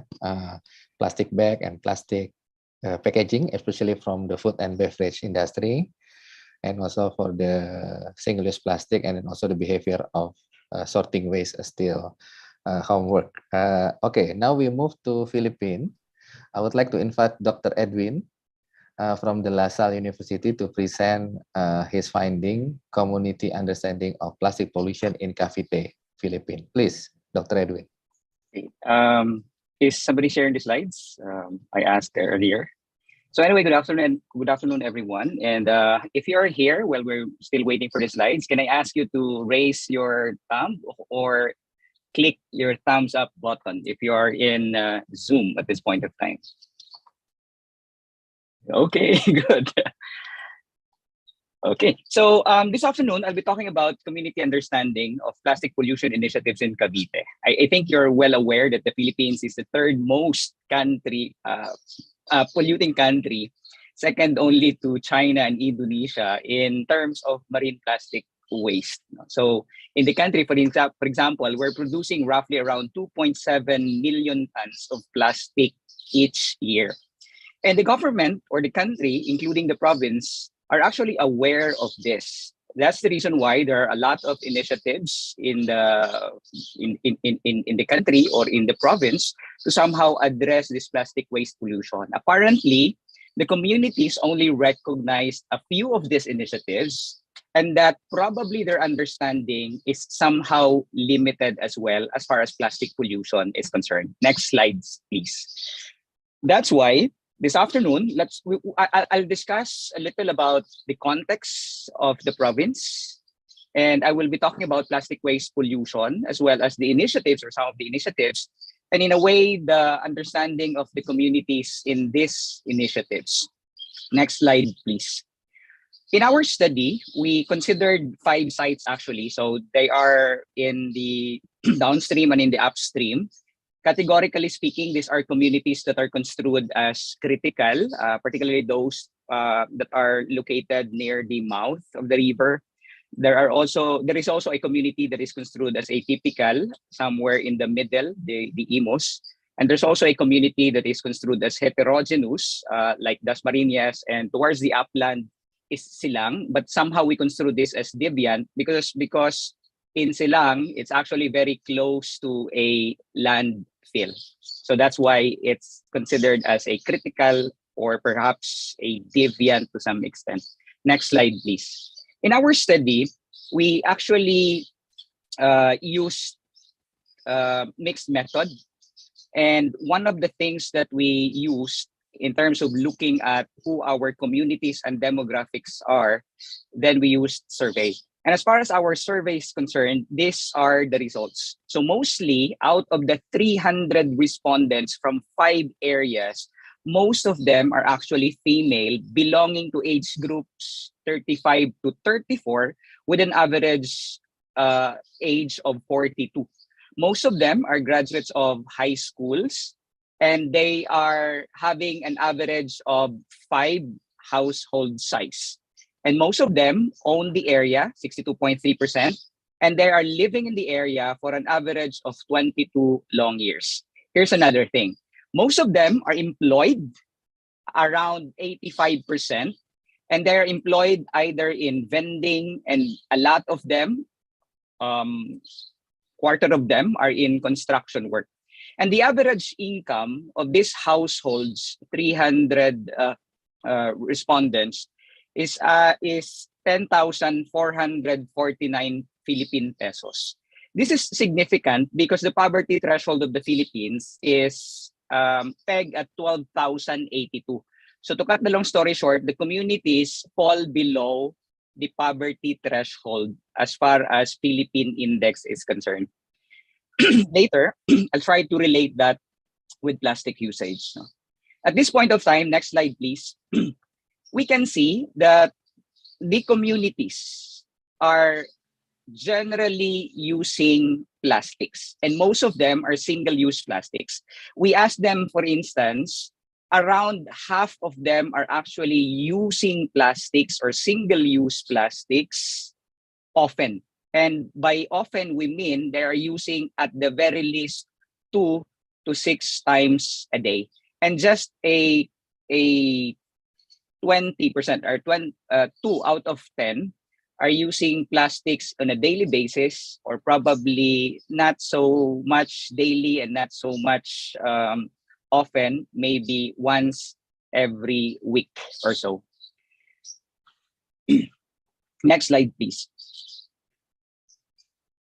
We are also aware that the country, similar to our neighbors, maybe in Indonesia or probably in Vietnam, we are into culture of tingi. This is what we're saying in the sense that people or Filipinos would love to buy things or whatsoever in small volumes known as sachet.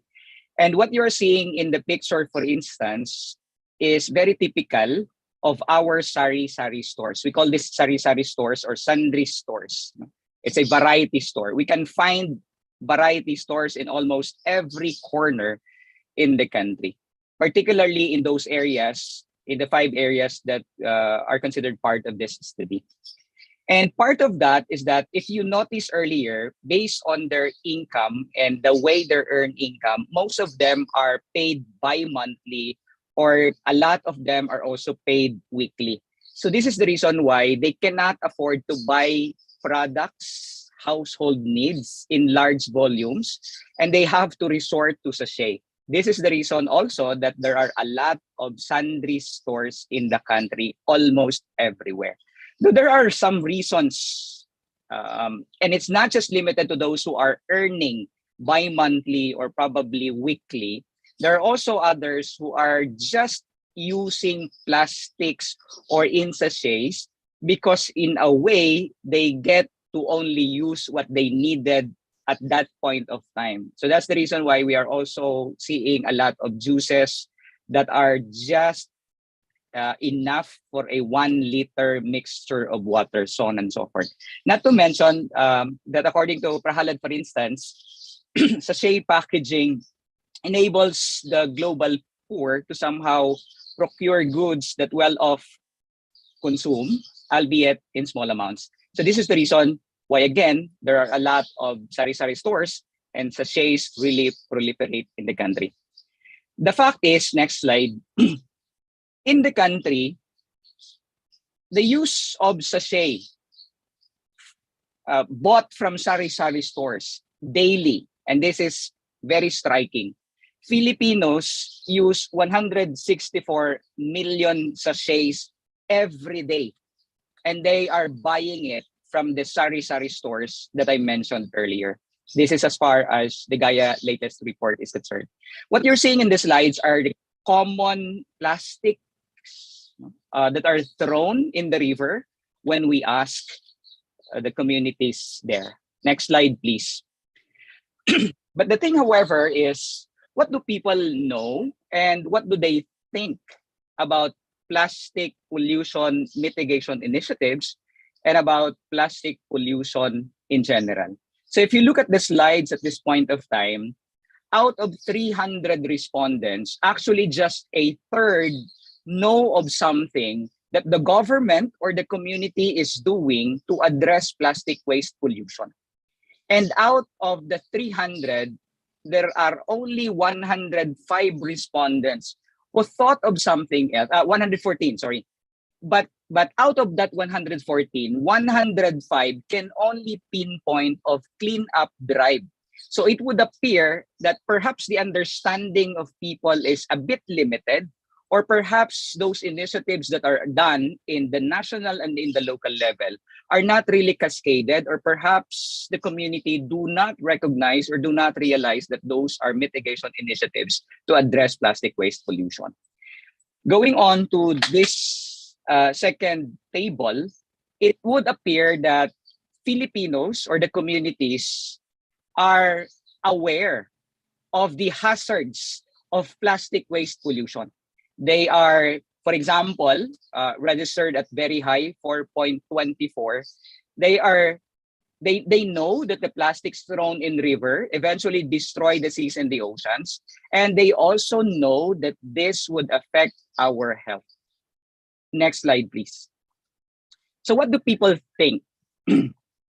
Out of the 103 who answered, by the way, in this particular section, they pinpoint just few of the initiatives that probably are considered very important in how the government or in the local government and the national government would address the problem of plastic waste.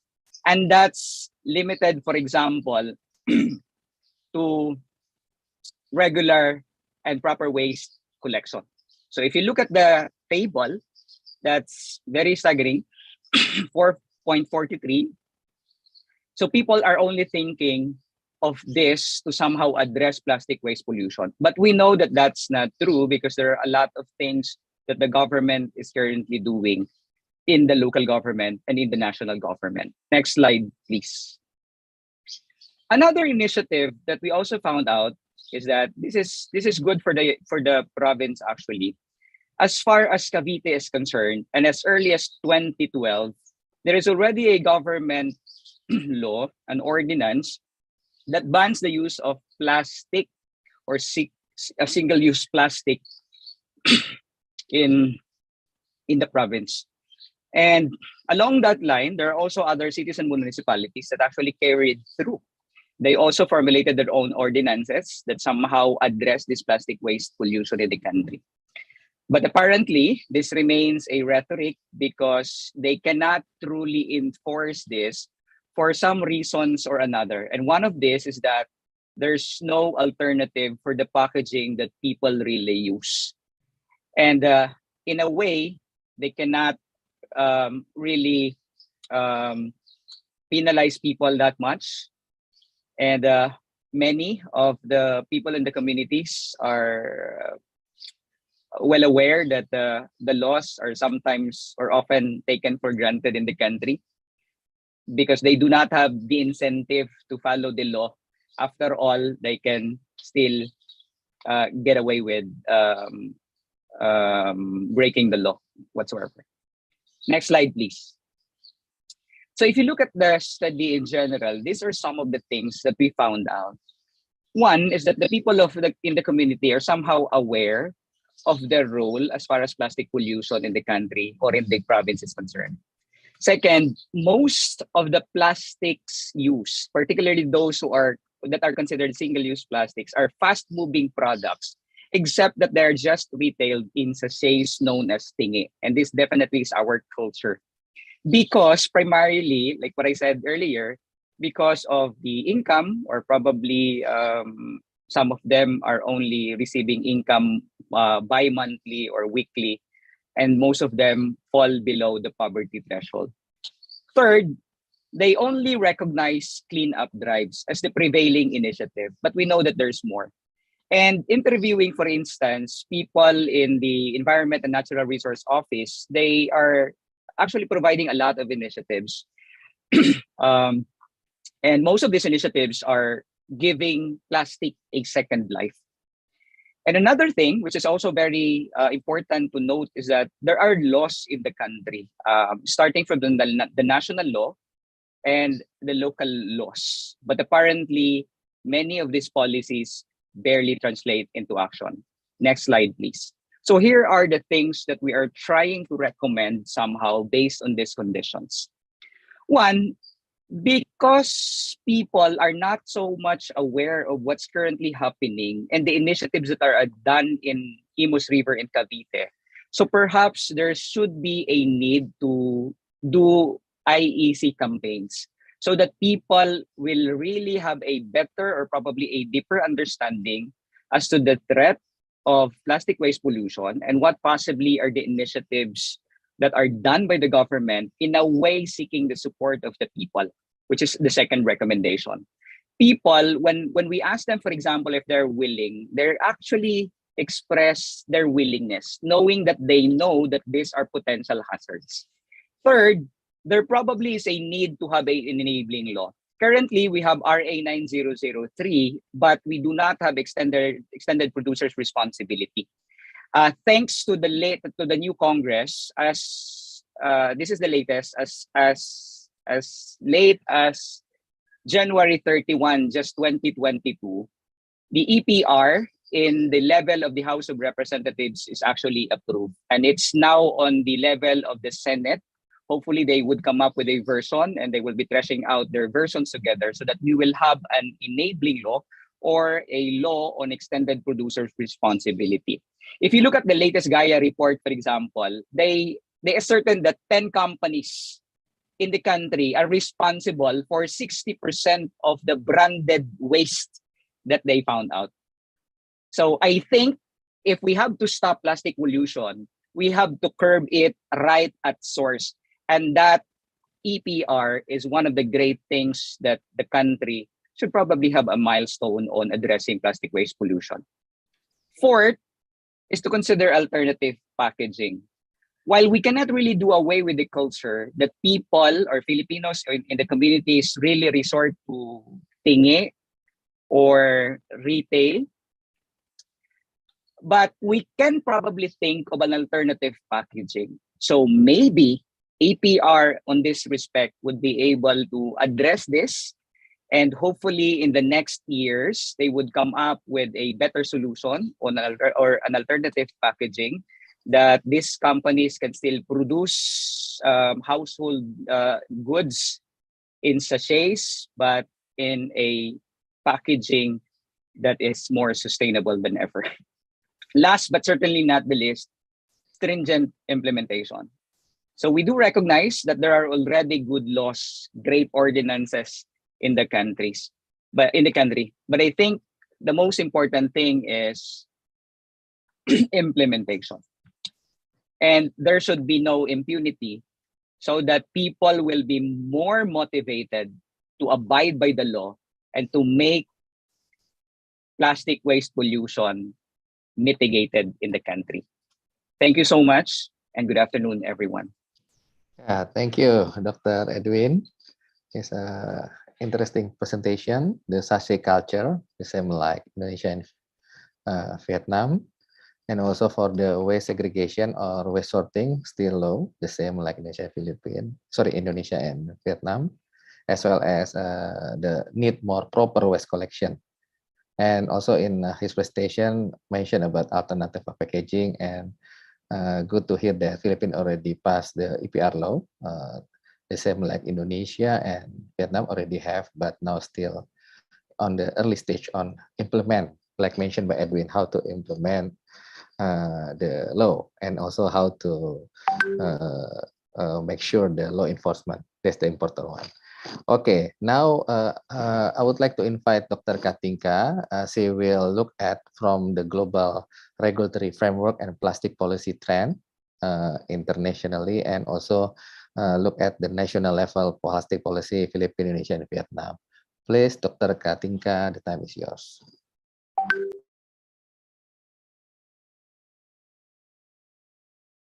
Dr. Katinka is from Norwegian Institute for Water Research. Sorry, please. Yes, sorry, I thought you had unmuted me. I said that I was unable to unmute myself, but now I can see that I have been unmuted. Thank you, Arisman, and thank you for this opportunity to participate in this webinar. I should thank Edwin also, Dr. Edwin, for really laying out some of the foundations for some of the things that I would like to talk about. And in my talk, let's see. So I have been tasked with discussing some of the findings from the policy research from the ASEANO project. I'll start by saying a few words about the global regulatory frameworks and trends.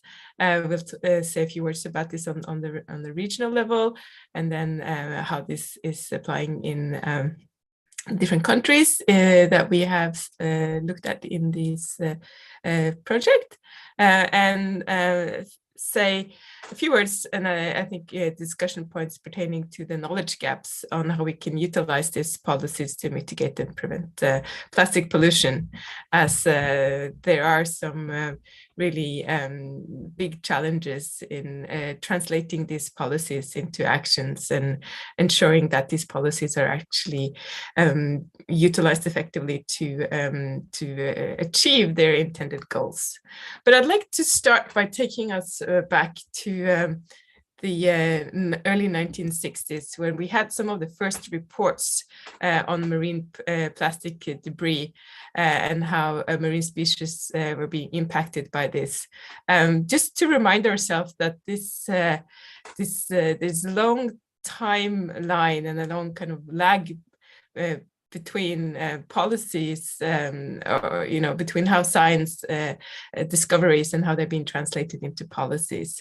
And at the international level, there have been bits and pieces of efforts to trying to include regulatory instruments or frameworks pertaining to plastic pollution reduction over time, but it was only until very recently, earlier this month, where we had an international global commitment to pass a resolution on an international regulatory framework or agreement pertaining to plastic pollution mitigation and prevention.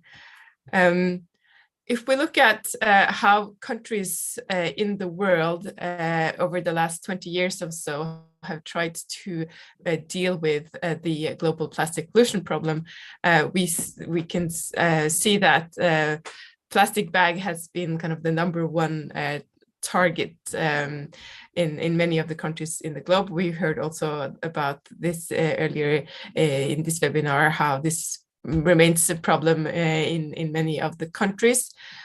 We see that out of the different regulatory instruments that can be utilized to address pollution from plastic bags, the prohibitive or banning of plastic bags is the most frequently used, also on the global level, followed by economic disincentives, such as paying an extra tax or an extra cost for receiving plastic bags. But that also informative campaigns are also an important part of trying to address pollution from plastic bags.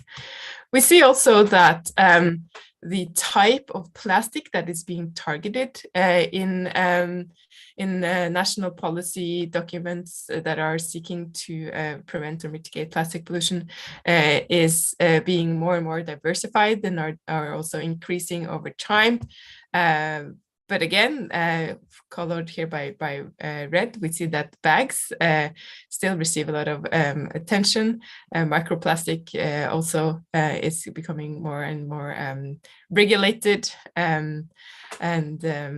So this is also changing over time. We already heard a number of times during today's webinars the important efforts that are being made in the region and the strong commitment from the ASEAN community to combat marine debris. And these are now being translated into different action plans with the strong commitments and different, trying to address this plastic pollution from a number of different angles. So I want to now try and kind of take us down more on a little bit of on the national level. If we can see how the current national law and regulatory frameworks are positioned to fulfill all of these ambitions that we see in these regional action plans and these regional commitments. By looking at this current analysis of the regulatory frameworks, we can see that there are certain aspects that most of the countries have already in their current legal frameworks, but whereas there are perhaps other issues that are lagging, or where there is room for more stringent legal frameworks to be developed. So Edwin already told us a lot about the situation in the Philippines. He also mentioned the RA 9003, the Ecological Solid Waste Management Act, which was signed into law back in 2001. Which doesn't deal with plastic pollution per se, but of course, as plastic is an integral part of solid waste management, this Ecological Solid Waste Management Act is an important piece of legislation that can facilitate the plastic waste management in the Philippines.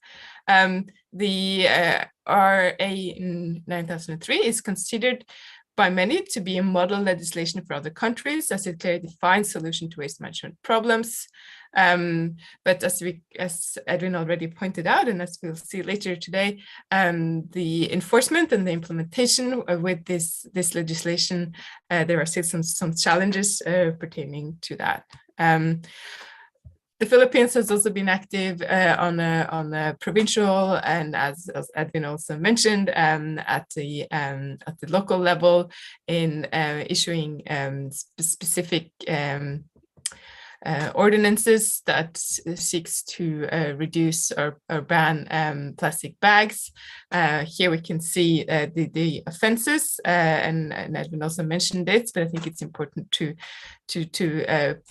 draw your attention to this, that this section 8, which really highlights quite stringent fines, and that even at the third offense at an individual level, you might face imprisonment up to 1 month if you are fined to have violated this ordinance on the third offense. For business establishment, the penalty is also very high, with the possibility of having a cancellation of the business permit.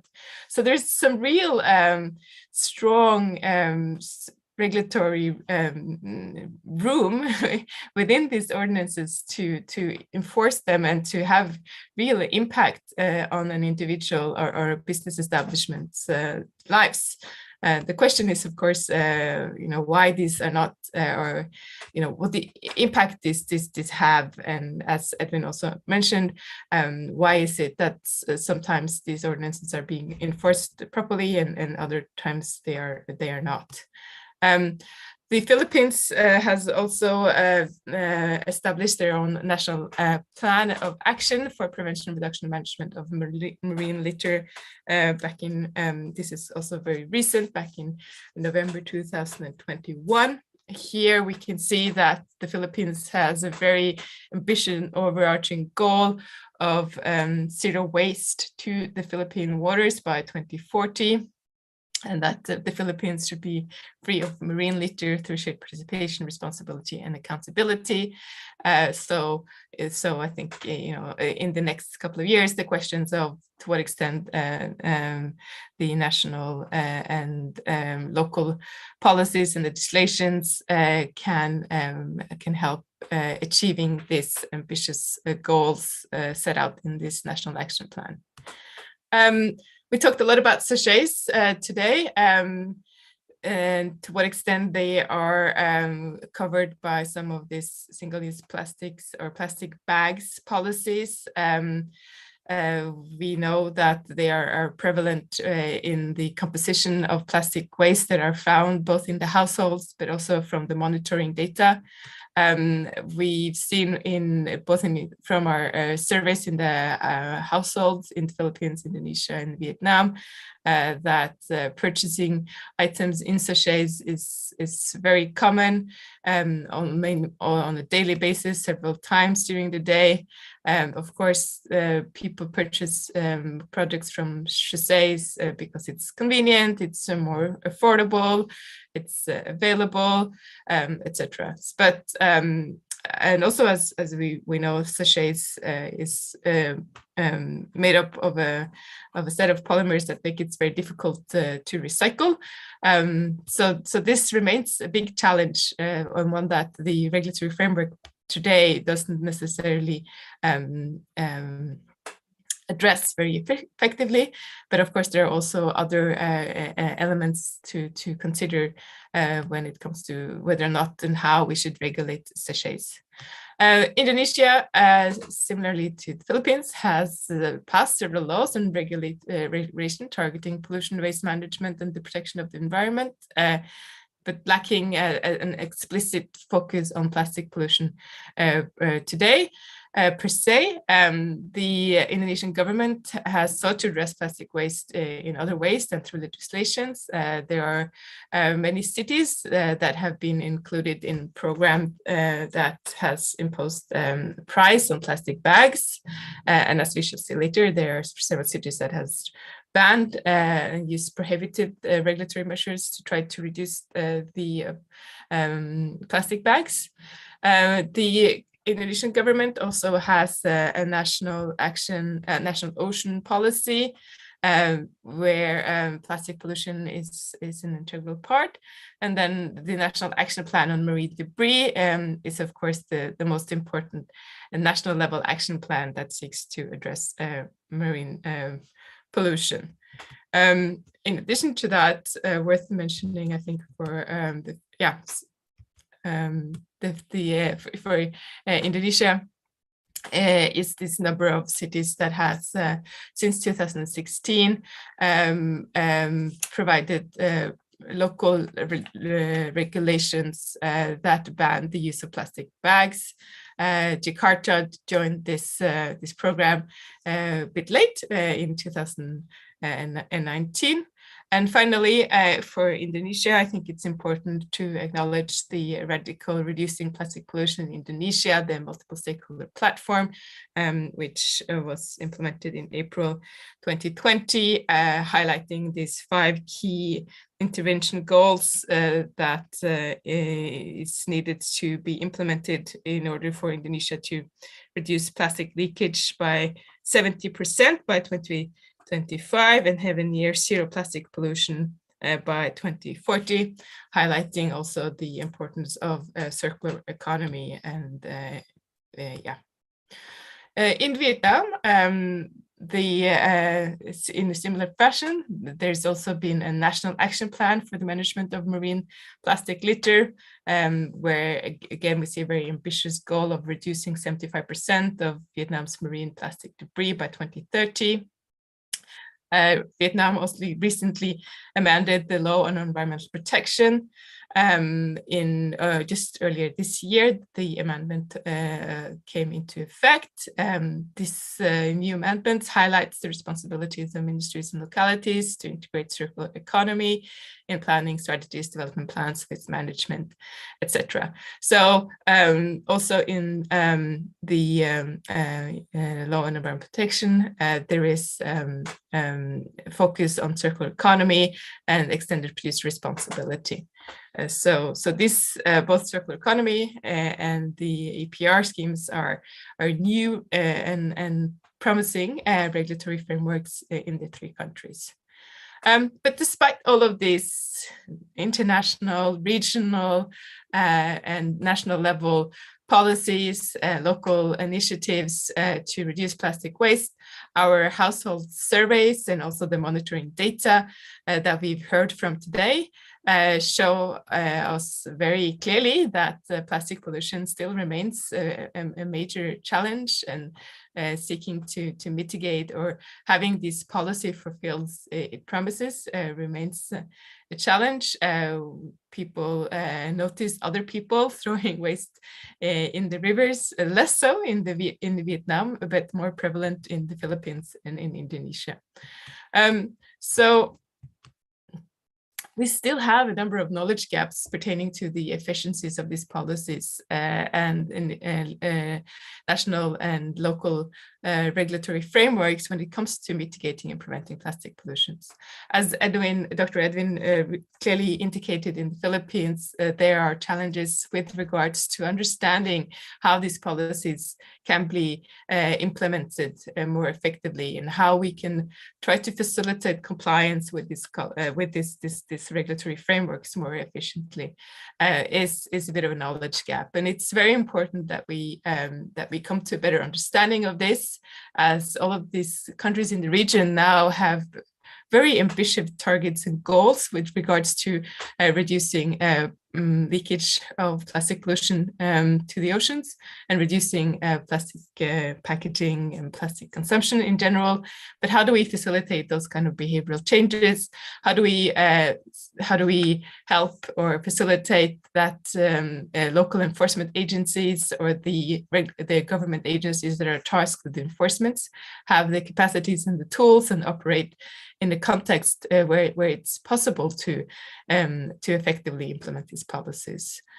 So this also raises questions that we need to study further on how and why is it that some policies works in some contexts but not in others. Again, in the Philippines, we had a lot of discussions about this with our partners, where we see that in one local community, in one barangay, the laws are being enforced quite strictly, resulting in household or people going to the neighboring province to throw their trash away. So it's interesting in one how come that in one national, whether the same policies at the national level that you have in neighboring communities, strict enforcement in one community and not in the others. And getting a better understanding of this will help us to make better policy recommendations on how to ensure that these policies really are best designed, best implemented, and supported with the right set of capacities to achieve their targets and to help these countries achieve their ambitious goals of plastic pollution reductions. And also very important, while we enforce these policies and why we seek to perhaps design new policies that can prevent and mitigate plastic pollution, we have to concurrently also make sure or try to make sure that these policies do not have negative environmental or social impacts or consequences. So we talked about sachets and how they are part of culture, and how for certain part of the communities in the region, this is an important part of their livelihood and their lifestyle. And so then, banning sachets is not going to be the solution, but then how do we ensure that these policies do what they intend to do? Yeah, that's all I wanted to say. And thank you so much for your attention. If you have any questions, please feel free to get in touch via email. Thank you, Alyssa. thank you, Katinka. Yeah, since we already ran off the time, I think better we continue with the two presenters. We have Dr. Marianne Olsen from NIVA. Dr. Marianne Olsen will present a regional action plan integrating social and socio-economic driver with environmental impact, technological solution, and management measures. Please, Dr. Marianne Olsen, the time is yours. Thank you, Arisman. Your Excellency, distinguished speakers and participants, I'm really honored by the opportunity to contribute to today's international webinar on the Ocean Week. I'm not here to present results from specific activities. You have already heard a lot of interesting results from our scientists, but I'm rather here to share some reflections on the importance of joint effort with a holistic perspective to solve the plastic pollution challenge that we face. I will now try to share my screen. So just give me 1 second here. I think and hope it is working okay. Yeah. Thank you. So when I in 2018 joined the 6th International Marine Debris Conference in San Diego, the opening remarks were given by the world-famous biologist, Sir David Attenborough, UN Champion of Inspiration and Action, Afroz Shah, who has been cleaning beaches in Mumbai, and also Norway's Minister of Climate and Environment at that time, Ola Elvestuen. And they all called for action without any delay, even stating that we know enough to act. I'm not questioning this, but I am coming back to the question of whether we have enough knowledge. Since we became aware of our plastic challenges globally, there have been a massive attention to the problem, with beach cleanups involving hundreds of thousands of people every year across the world. Single-use plastics and plastics bags have been banned several places. We have heard about it also today. EPR has been discussed and voluntary plastic pacts and commitments are signed, and there are efforts to develop alternative materials to reduce the production and consumption of plastic products. Also recently, the United Nations Environment Assembly came together and agreed on starting the negotiations for a global agreement on plastic pollution. These are all great achievements, and particularly the negotiations are really an important step, or is an important step in the right direction for a globally coordinated effort. It is really only by working together that solutions can be found to this global challenge, being one of the 3 global crises in our time, together with loss of biodiversity and climate change. This agreement will have to be built on knowledge along the whole value chain of plastics. The question is, what and how much knowledge do we need? The circular economy, keeping the plastic within the economy and outside of the environment, has been pointed to as the fundamental principle for dealing with the problem. The circular approach aims at minimizing environmental impact, slowing flows, ensuring efficient use of materials, recycling, redesigning, and more.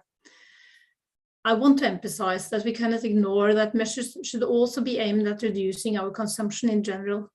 Stories have been told today on waste consumption, reflecting, for example, the massive production and use of waste, or the use of sachet, generating a lot of waste. The accumulated global primary production of plastics since the 1950s have been estimated to approach almost 9,000 million tons, and more than half of this has been discarded with less than 10% being recycled. Except from the plastic that has been incinerated, most of the plastics produced are still around us, with an estimate of 80% still on land. Hence, our attentions need also to be on the management of waste to deal with the plastics that have a very short time in our hands and a very long time in the environment, such as the sachets and other throwaway plastic products. So, addressing the need for knowledge, I will point your attention to the visual graphic showing the production of plastics together with the number of publications addressing plastic pollution. As you see, for decades, we did not pay much attention to the adverse effect of our plastic consumption. It is only during the last 20 years that there has been registered publications, and there has been an increasing attention to the problem, with the number of scientific publications increasing exponentially during the last decade. Research on plastic leakage and marine debris has developed significantly the last few years, but our knowledge on the scope of the problem and the environmental and social effects and also potential solutions, and not to forget the adverse effects of mitigation measures, is still limited. So accurate data on plastic waste generation, sources and leakage to rivers and waterways and total flux to the marine environment is still lacking. The knowledge provided is heavy on the documentation of presence of plastics in the environment, but with less known then, as I said, about sources, effects, solutions, which all need to be covered as elements in the knowledge chain that leads to governance. The situation is that we still lack fundamental knowledge, without stating that this should prevent us from acting, but we do have little historic data, little baseline data. There are very few regular monitoring programs, a lot of studies, but very few. Actually, I could mention that this year the Norwegian government initiated, to my knowledge, the first national monitoring long-term running program. There is, as we have seen from my colleague, Dr. Hurley, lack of standardization of methods and systems for QA. There is also lack of knowledge on effects and impact. There is not enough data to actually assess environmental or human health risk. We don't fully understand the fate of plastics in the environment. There is a lack of knowledge on all socioeconomic aspects of the best measures, and little is known on the adverse effects of measures. And there are very few decision tools for mitigation. We have heard from today's excellent speakers that the ASEANO project is contributing to fill several of these knowledge gaps, adding pieces to the puzzle towards a more holistic understanding of the situation, where knowledge on environmental status and processes are merged with understanding of the socio-economic aspects.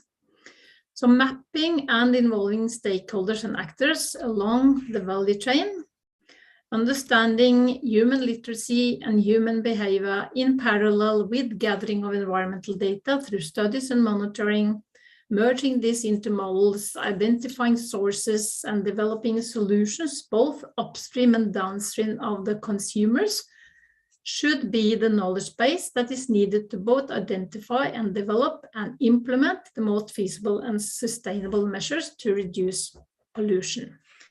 This is what we could call the holistic approach to this.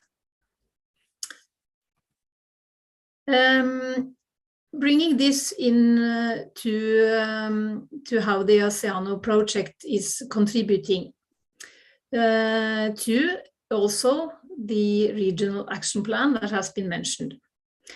As you have seen, ASEANO is a program that aims to improve plastic management practices along the whole plastic value chain with this holistic perspective that I'm talking about. It has been highlighted that by several of the speakers today how important it is to collaborate across states and regions, and also this about the standardization, harmonization methods. And the aim of the program is to contribute to transfer knowledge across ASEAN and beyond, building knowledge and sharing best practices and lessons learned.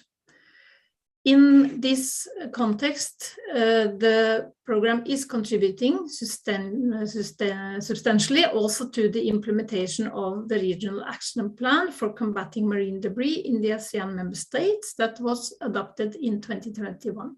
It has been mentioned several times already. I will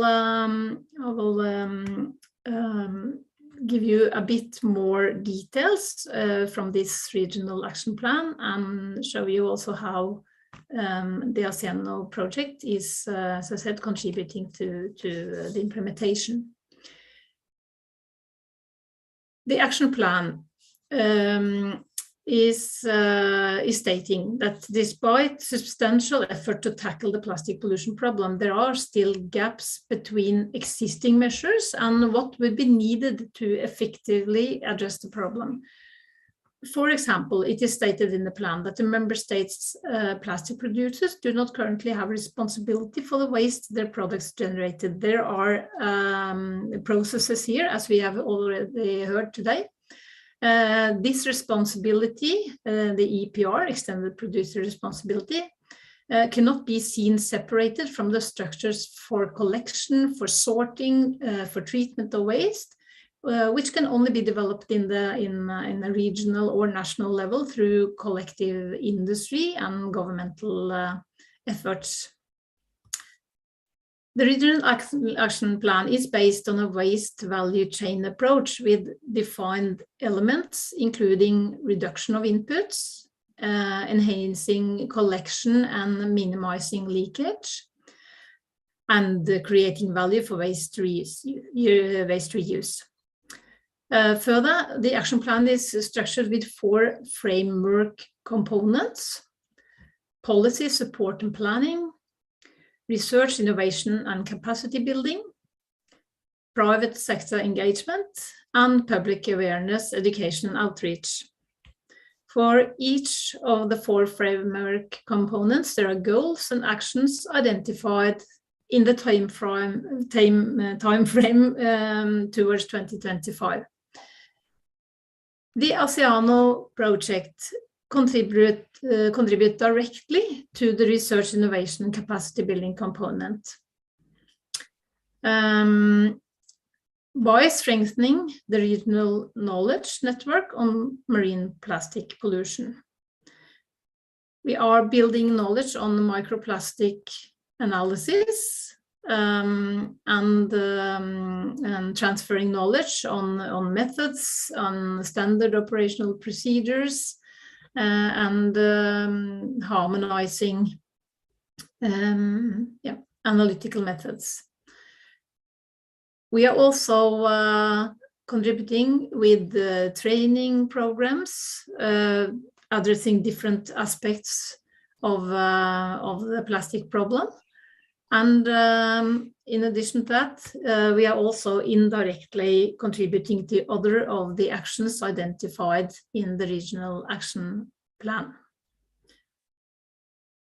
Working across states and sharing knowledge has been more challenging during the pandemic, but the situation has also forced us to adopt new ways of communicating with an extensive use of virtual meetings and webinars like this, actually increasing the number of participants and making it possible to reach out to more people compared to physical meetings.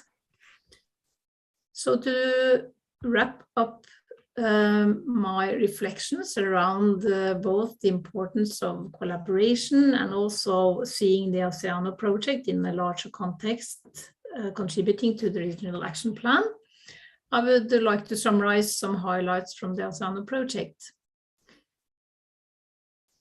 There have been baseline reports produced for Indonesia, Philippines, and Vietnam, and there are monitoring programs running, like we have had presentations telling about today.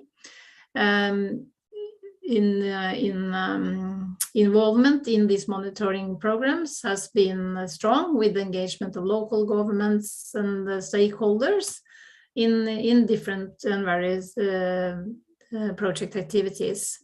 A best practice handbook on plastic packaging has been developed, and there has been a very wide engagement of ASEAN students in competitions and supervisions, also contributing with substantial knowledge. The development of training courses and education material on, as I said, monitoring, microplastics analysis, social science approaches has been massive and very successful.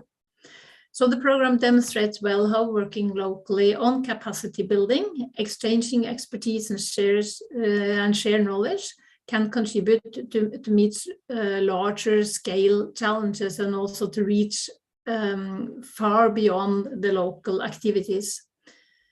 So with this, I would like to say that NIVA is looking forward to continue to collaborate with our partners in the member states of ASEAN, and I believe that together we can make a difference.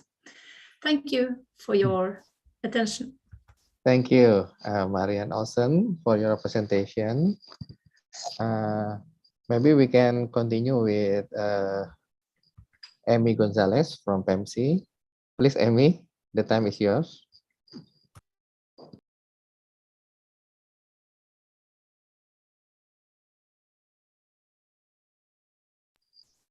Yeah, please.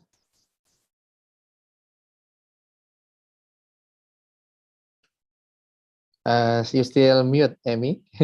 Okay. You still mute? Okay, good. Good afternoon, good morning, good evening, everyone. Thank you for this opportunity to present to this global audience. PEMC is actually one of the local partners of the NIVA ASEANO, ASEAN NIVA CSEAS initiative, working as the manager in the Philippines, supervising Edwin and others in the Cavite province, basically. So Pa Arisman asked me to talk about regional cooperation to reduce marine plastic pollution, which would complement what Marian mentioned, but broader than just the ASEANO project and ASEAN. So in terms of, I don't want to belabor this point, but just to highlight that apart from all these activities in the region and globally, recently, I think there was a historic opportunity that gives all these efforts, initiatives on plastic through the UNEA 5 UN Environment Assembly pledge by 178 countries to actually commit to develop a legally binding framework. This is long overdue.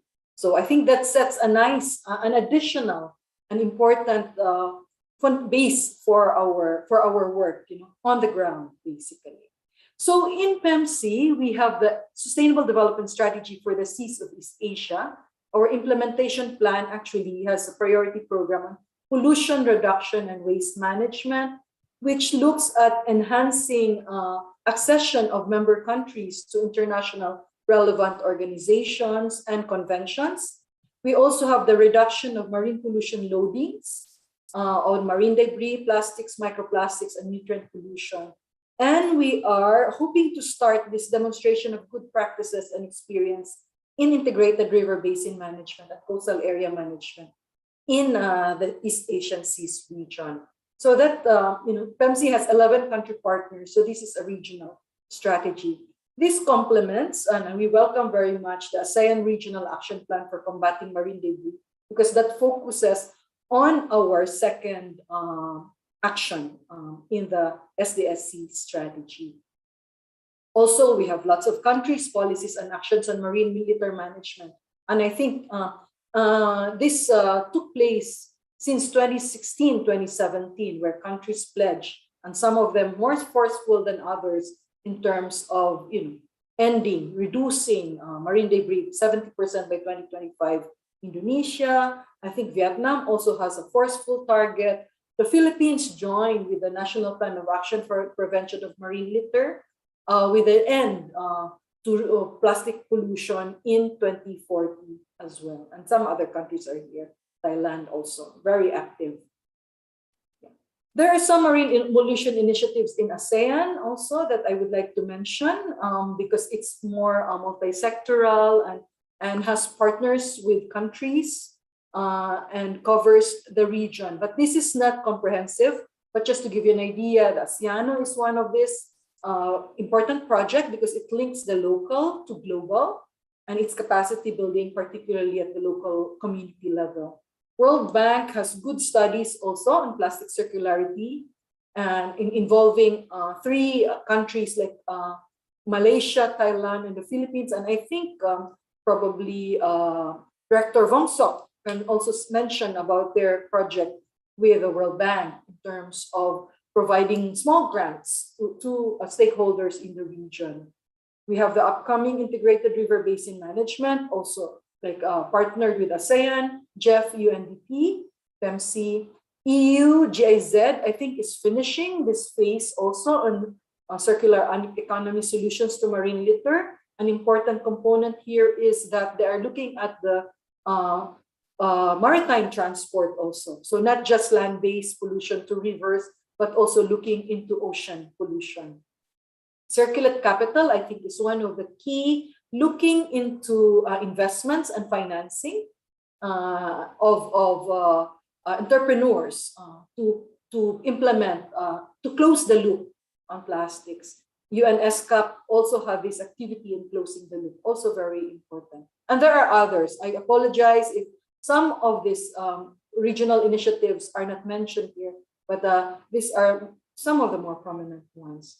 Knowledge product tools, I think Marian had mentioned that there are so many tools and so many reports already, but there are some gaps. And in PEMC alone, we have the Manila Bay Atlas, which was part of the UNEP Global Nutrient Cycling Project. So this goes beyond plastics because it also looks into eutrophication. We participated in developing the Circular Capital Handbook on Investment, River Integrated Management System, which we're trying to replicate in other parts of ASEAN, the baseline reports of the National Local Marine Pollution and Solid Waste Management that Marian had mentioned and others. We are also working on a Sea Knowledge Bank, an online interactive platform, hoping to attract and complement other regional initiatives to have some information portal, not just on marine pollution, but on other areas, on oceans and coasts. And I think what we could do is actually combine our efforts also to make sure that we maximize resources, we are cost effective, and avoid redundancies. But we can always link. So I was asked to discuss how to sustain regional commitments to tackle marine pollution. And you have seen, not just from the ASEANO project, Marian also mentioned other projects, that there is a lot of action. But I think while we have metric tools to monitor and we're getting better at measuring, the types of plastics, the nature, the flow, etc. But on a broader scale, strategic scale, how do we measure progress after 5 years? And with the COVID global pandemic, has it reversed progress in transitioning away from, for example, just single-use plastics? And we've heard the challenges, not just on finding alternatives, but also on cost for some of these local communities and local governments. So it's a global problem, but would demand curated, adapted regional, national, and local solutions. But there are some trends that we can find. But these are big questions that we need to also respond. I think one of the key collaborative action plan that we could work on, which I think was developed side by side, but with some of the national plan of action, is the regional action plan for combating marine debris. I think it's quite comprehensive and it's very easy to follow. It's very practical. So I would I would encourage everyone to actually look into this ASEAN Regional Action Plan for Combating Marine Debris. And we have 3 more years to do so. Like again, I said, capitalize on the historic global agreement to end plastics pollution, to make the connection between our local, national initiatives to the global level.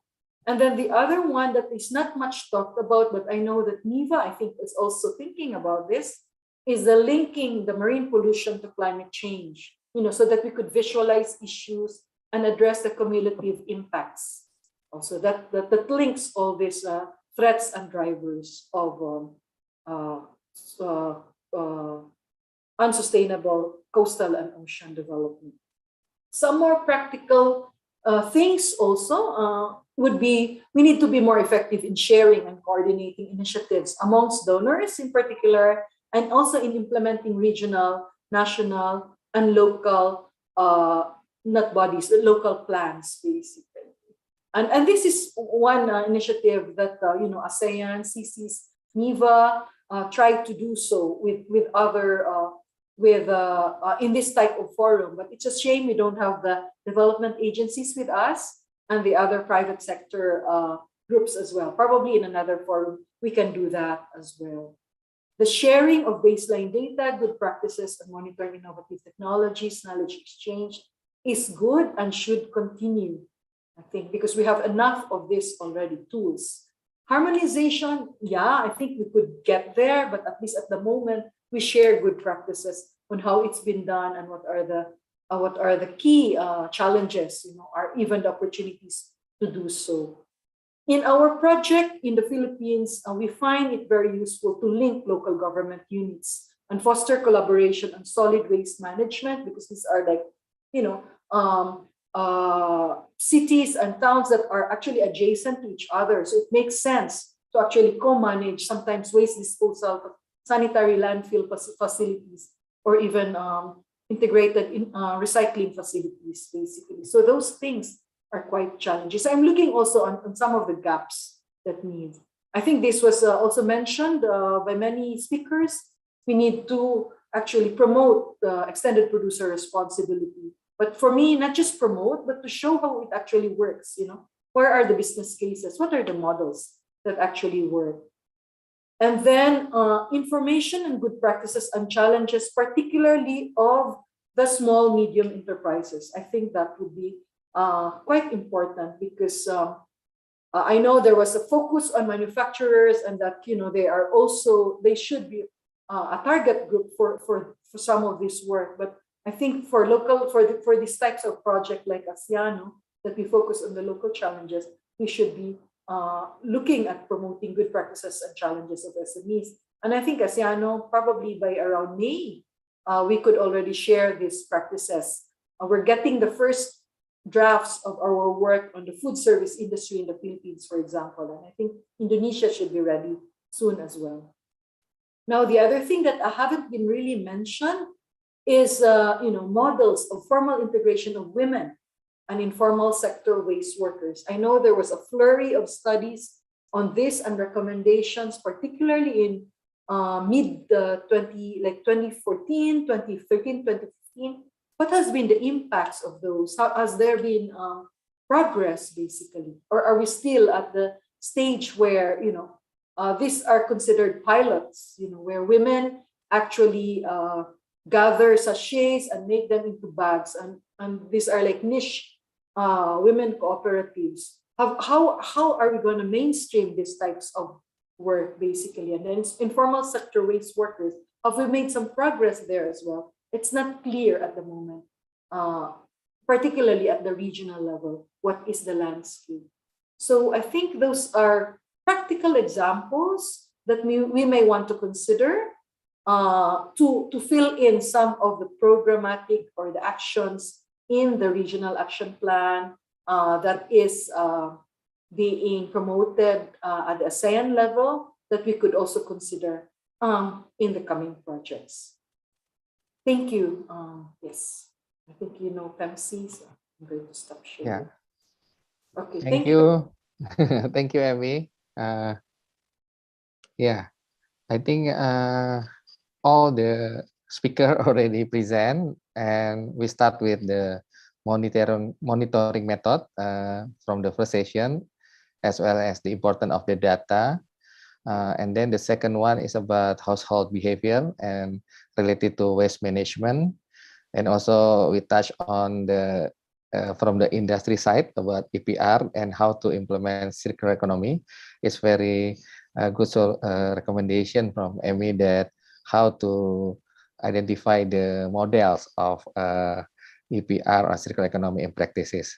I believe in Indonesia, Vietnam, and Philippines, we are still in the early stages on the EPR compared to European countries. So like Indonesia and Vietnam already established IPRO, Producer Responsibility Organization.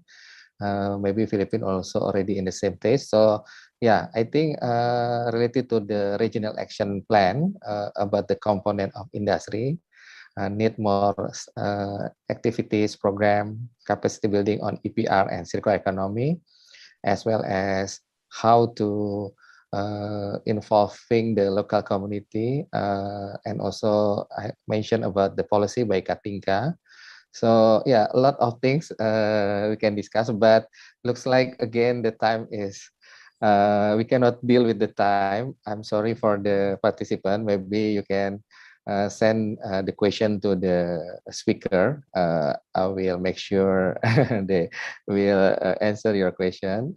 But I think before we end the session, there will be a closing remark from ASEAN Secretariat, which is ASEAN Secretariat is play important role coordinating ASEAN member state. And like mentioned by Amy as well and Marian, that many initiatives in the region, but how we learn from each other and complement, this is important, like the World Bank, GIZ, and other donors, UNDP, JEP, and yeah. But our ASEANO project also have intention to continue this project to phase 2. There's a discussion with the Norway government, with NIFA and ASEAN Secretariat, but of course this is also need support from all stakeholders.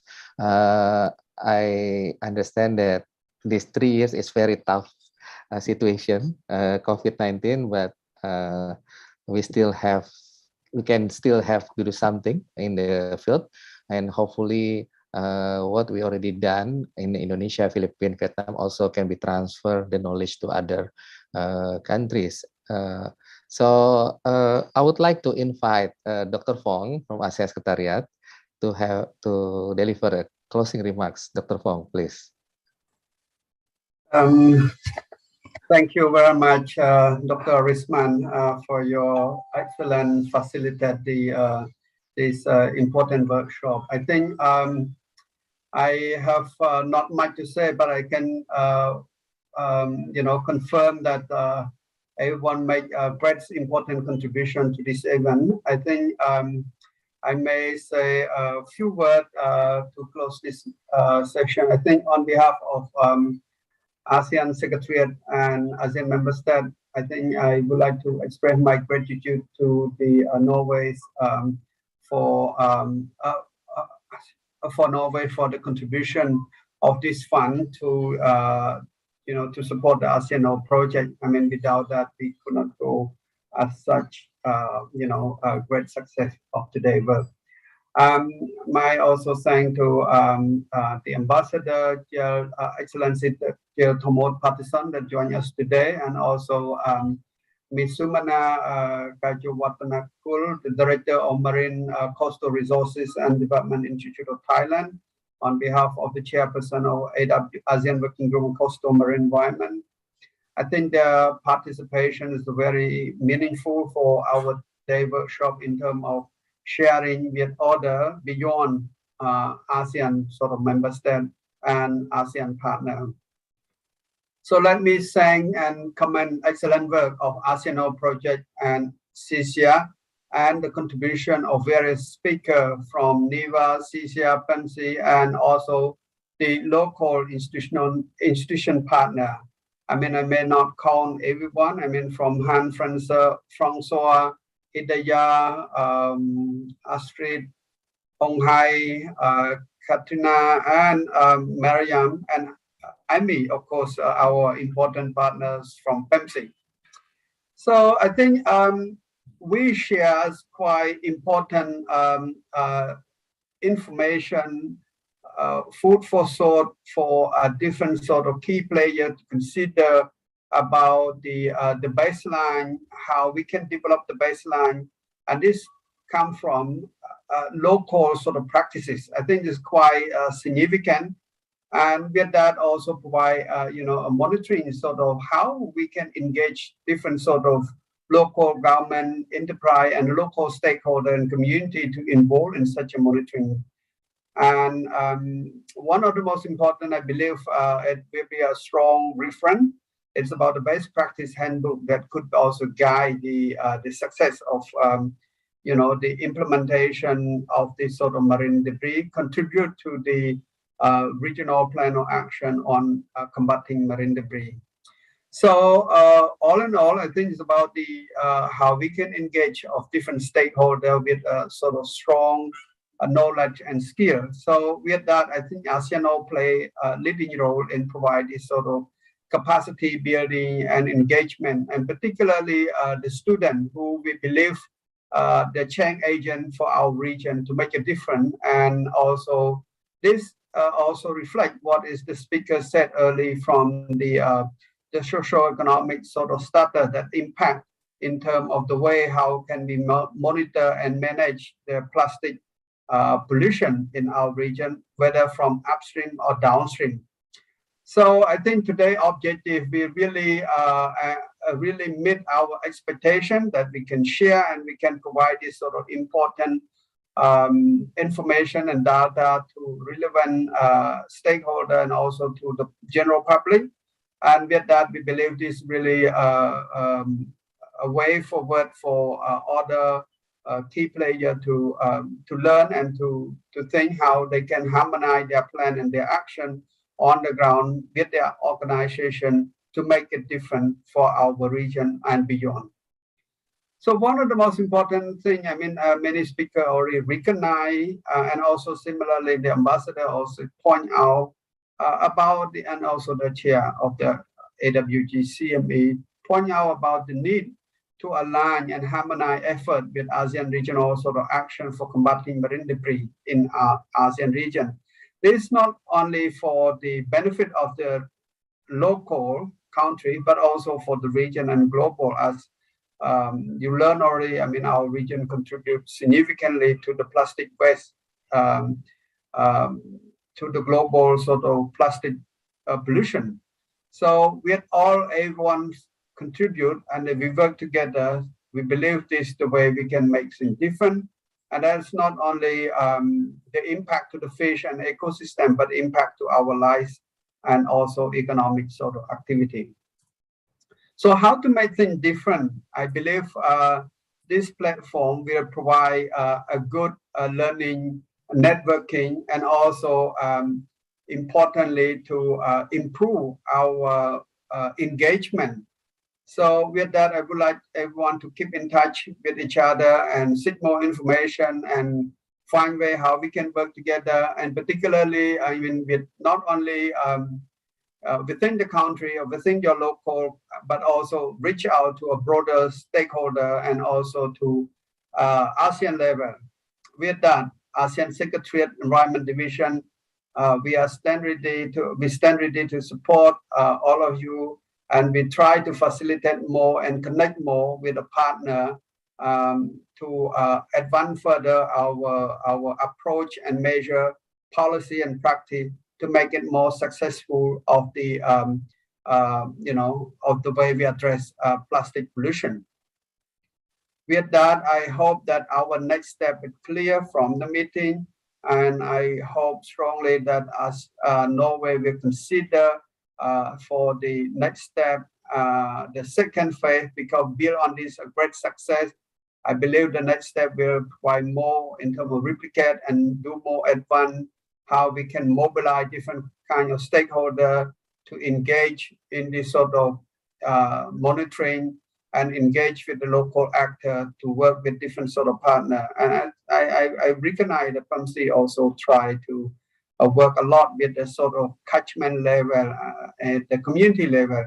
With that, I think the advancement of the work of the ASEANO, it really benefit to our region and to other countries. So it's not only the 3 countries from the first phase, but the second phase would be important, contribute to other countries in ASEAN member states and mobilize those people to learn from each other and advance the skill how to monitor. I think some of the practical local made sort of monitoring system you already said. With that, we believe this can be also replicated at least cost option feasible way for ASEAN people to take part in this CSEAS solution. At the end, I would like to end my closing remark by thank you all and wishing you all good health and success for the next step of our process to address marine pollution in ASEAN and beyond. Thank you very much. Thank you, Dr. Fong, for excellent closing remarks. Before closing, I would like to update about the dissemination of the best practice.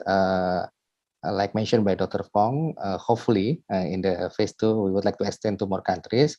I just got information from Focal Point from Cambodia. Will host the workshop in May in Siem Reap. So CSEAS and IFA will be there to share the best practice. Hopefully we can collaborate with Cambodia and other countries.